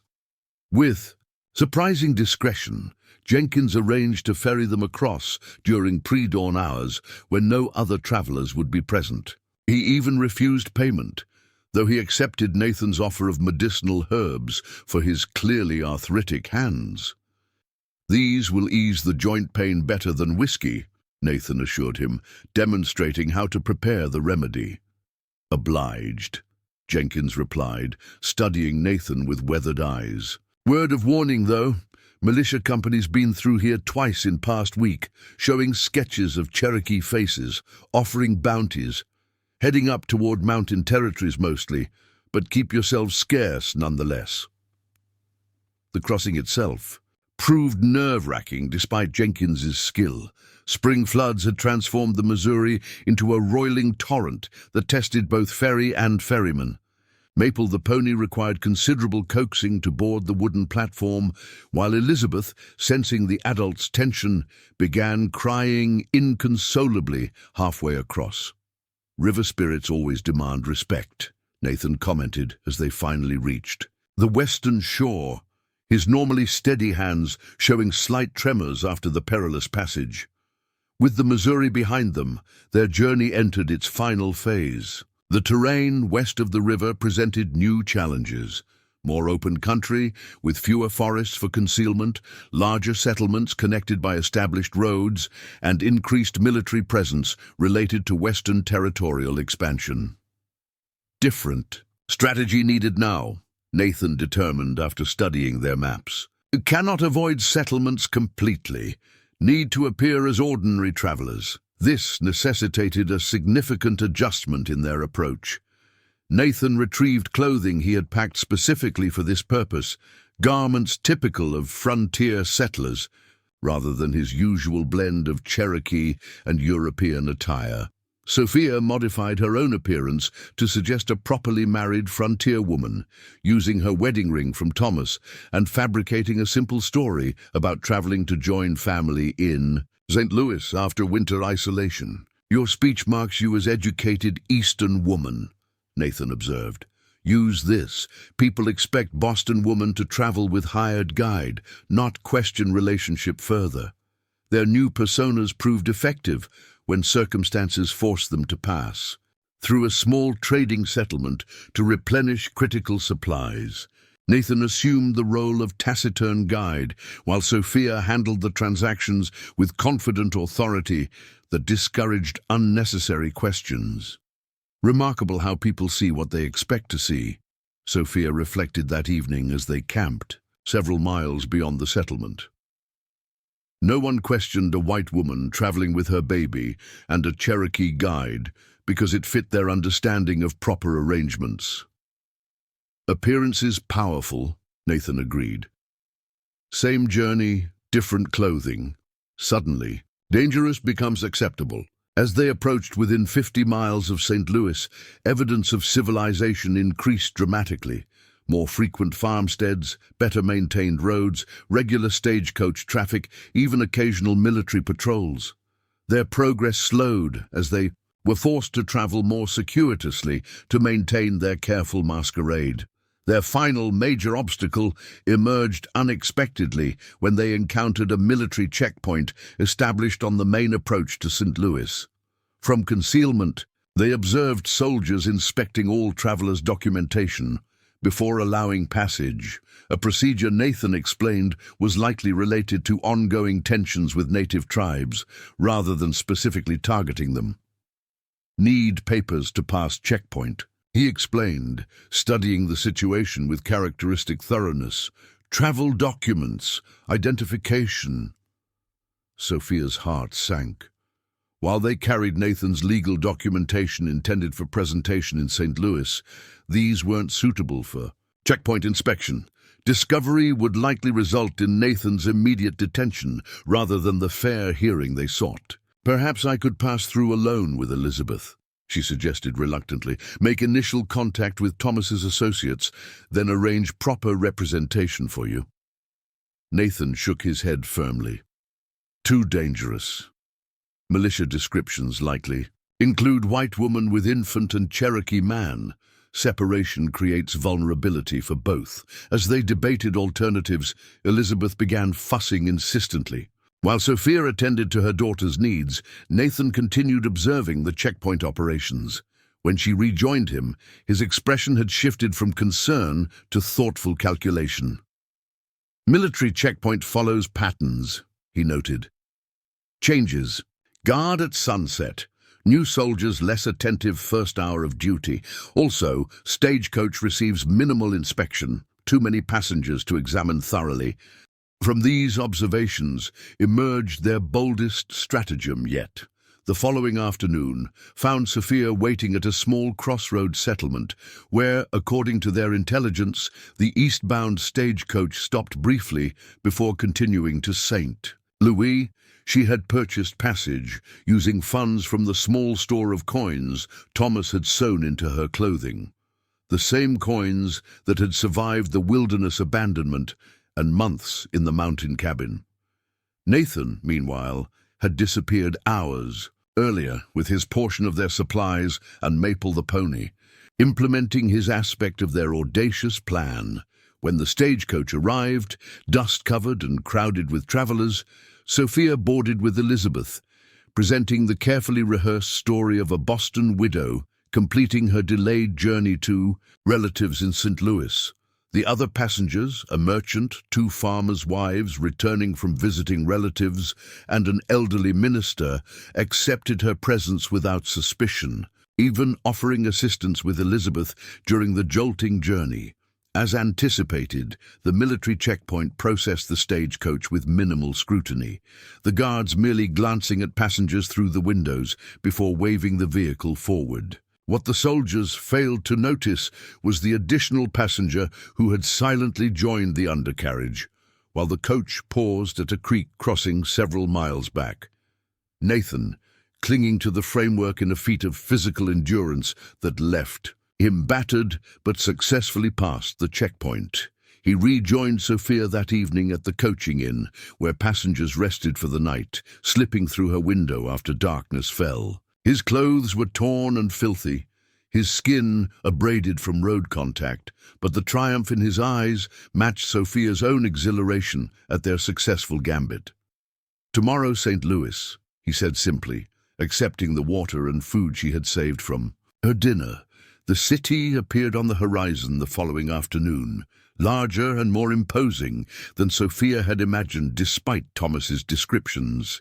Smoke from countless chimneys created a haze above clustered buildings that stretched along the Mississippi River's western bank, steamboats and flatboats crowding the waterfront in testimony to the city's commercial importance.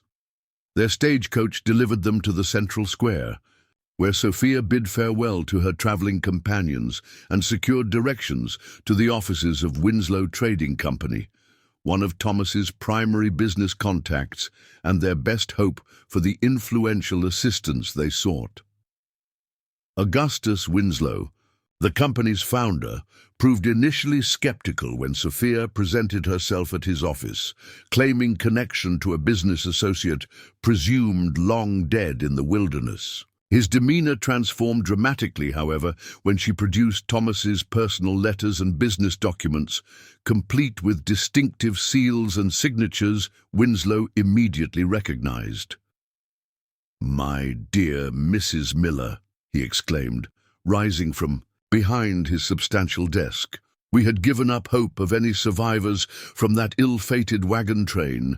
Please, you must tell me everything." Over the next hour, Sophia related a carefully edited version of her experiences, emphasizing Nathan's role in rescuing her and Elizabeth while omitting certain details that might prejudice Winslow before the full legal situation could be explained.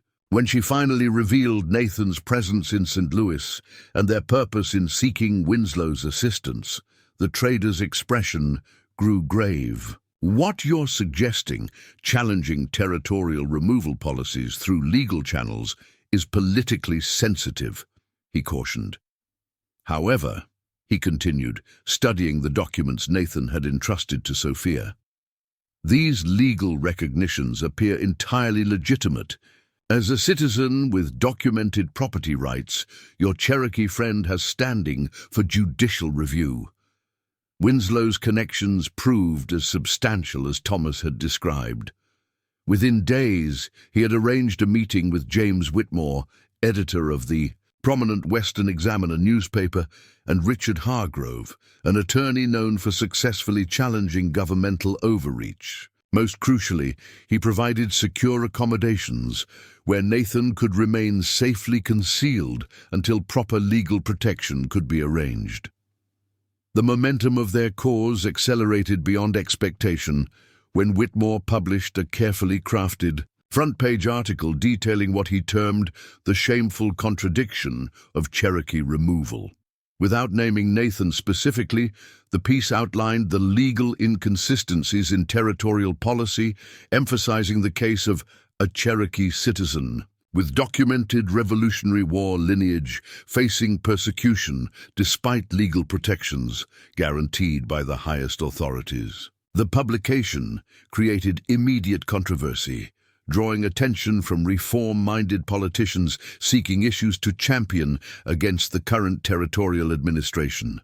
When evidence emerged of authorized militia bounties for capturing or killing legally recognized citizens of Cherokee descent, public sentiment shifted dramatically in favor of judicial review. 6 weeks after their arrival in St. Louis, Nathan attended his first public hearing before a federal circuit judge, represented by Hargrove and supported by affidavits from several prominent citizens, including Winslow, who testified to Nathan's character and the legitimacy of his documentation. The proceedings attracted considerable attention, with the courtroom filled beyond capacity and newspaper correspondents documenting every development. The judge's preliminary ruling sent shockwaves through territorial governance. Militia activities against legally documented Cherokee citizens were immediately suspended pending full review, and Nathan received temporary federal protection while his case proceeded through proper judicial channels. "This represents merely the beginning," Hargrove cautioned, as they celebrated this initial victory in Winslow's private study. "The territorial authorities will appeal, and the full resolution may require years of legal maneuvering. But the principle has been established," Winslow added more optimistically. "The law must apply equally, even in frontier territories. Your case, Nathan, provides the perfect test for exposing these contradictions." Throughout these developments, Sophia remained steadfastly involved, providing testimony when required and managing practical arrangements as Nathan navigated unfamiliar urban society. Elizabeth thrived in more comfortable circumstances, growing plumper and more responsive each day, her presence softening even the most skeptical official attitudes toward their unusual situation. As summer blossomed across the Missouri Territory, Sophia and Nathan found themselves at a crossroads, similar to the one they had faced in the mountain cabin months earlier, but with expanded possibilities before them. "Hargrove believes final ruling will establish my right to return to ancestral lands with federal protection," Nathan explained one evening as they walked along the Mississippi riverfront, Elizabeth sleeping peacefully in Sophia's arms. "Or alternatively, secure equivalent compensation allowing settlement elsewhere." "And what do you want?" Sophia asked, the question encompassing far more than legal outcomes. Nathan considered thoughtfully, watching steamboats maneuver against the powerful current. "Want justice for Cherokee who remain hidden in mountains," he replied. "Want Elizabeth to grow without shadows of prejudice." He turned to face Sophia directly. "Want path that allows us to walk together if Sophia desires same." The simple declaration, devoid of flowery romance yet profound in its sincerity, touched Sophia deeply. Their journey had transformed them both, creating a bond forged through survival, mutual respect, and gradually acknowledged love that transcended conventional relationships. "I do desire the same," she answered with matching directness. "Thomas will always remain Elizabeth's father by blood and my first love, but life continues, as you've taught me. New paths emerge when we're brave enough to walk them." Their union, formalized later that summer through both Christian ceremony and Cherokee traditions, raised eyebrows throughout St. Louis society. Yet those who witnessed their evident devotion and the unique family they had created found their prejudices challenged by living example rather than abstract principle. The legal battle continued for nearly 3 years, eventually establishing precedent that protected dozens of Cherokee families with similar documentation. Nathan's medical knowledge, combining traditional healing practices with European techniques, attracted growing respect from St. Louis physicians, leading to an unexpected career providing medical training to doctors preparing for frontier service. Sophia, meanwhile, discovered her own unexpected path. Her articulate accounts of frontier experiences and observations on intercultural relations, published initially in local newspapers, gradually expanded into a successful writing career that challenged prevailing narratives about native peoples and frontier women. Elizabeth grew into a bright, confident child who moved comfortably between cultures, attending proper St. Louis schools while absorbing Cherokee language and traditions from Nathan. Later joined by 2 younger siblings who embodied their parents' blended heritage, she became living testimony to possibilities beyond the rigid separations that dominated her era. The mountain cabin remained part of their lives, though transformed. From survival shelter to summer home, where the family returned annually, Nathan maintained connection with remaining Cherokee in the region, providing ongoing medical service and legal assistance secured through their St. Louis connections. Elizabeth's 10th birthday, they made a special journey to the ridge above the cabin, where Sarah and Jonathan lay buried. Nathan and Sophia had long since established a tradition of honoring all family members, present and absent, who had shaped their unlikely journey. "Without loss, we would never have found each other," Sophia observed, as Elizabeth carefully placed wildflowers on both her father's memorial marker and the graves of Nathan's first family. "Grief opened paths to new beginnings," Nathan nodded, watching their daughter with quiet pride. "Cherokee wisdom says life travels in circle, not straight line. Endings become beginnings when viewed from proper perspective."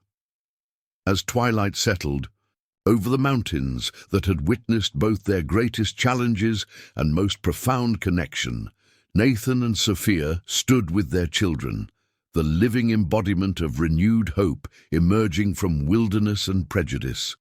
Their extraordinary journey had transformed not just their own lives, but expanded possibilities for those who would follow the trail they had blazed through America's cultural wilderness, a legacy of courage, healing, and love that transcended the boundaries of their time. Up next, you've got 2 more standout stories right on your screen. If this one hit the mark, you won't want to pass these up. Just click and check them out. And don't forget to like, subscribe, and turn on the notification bell so you don't miss any upload from us.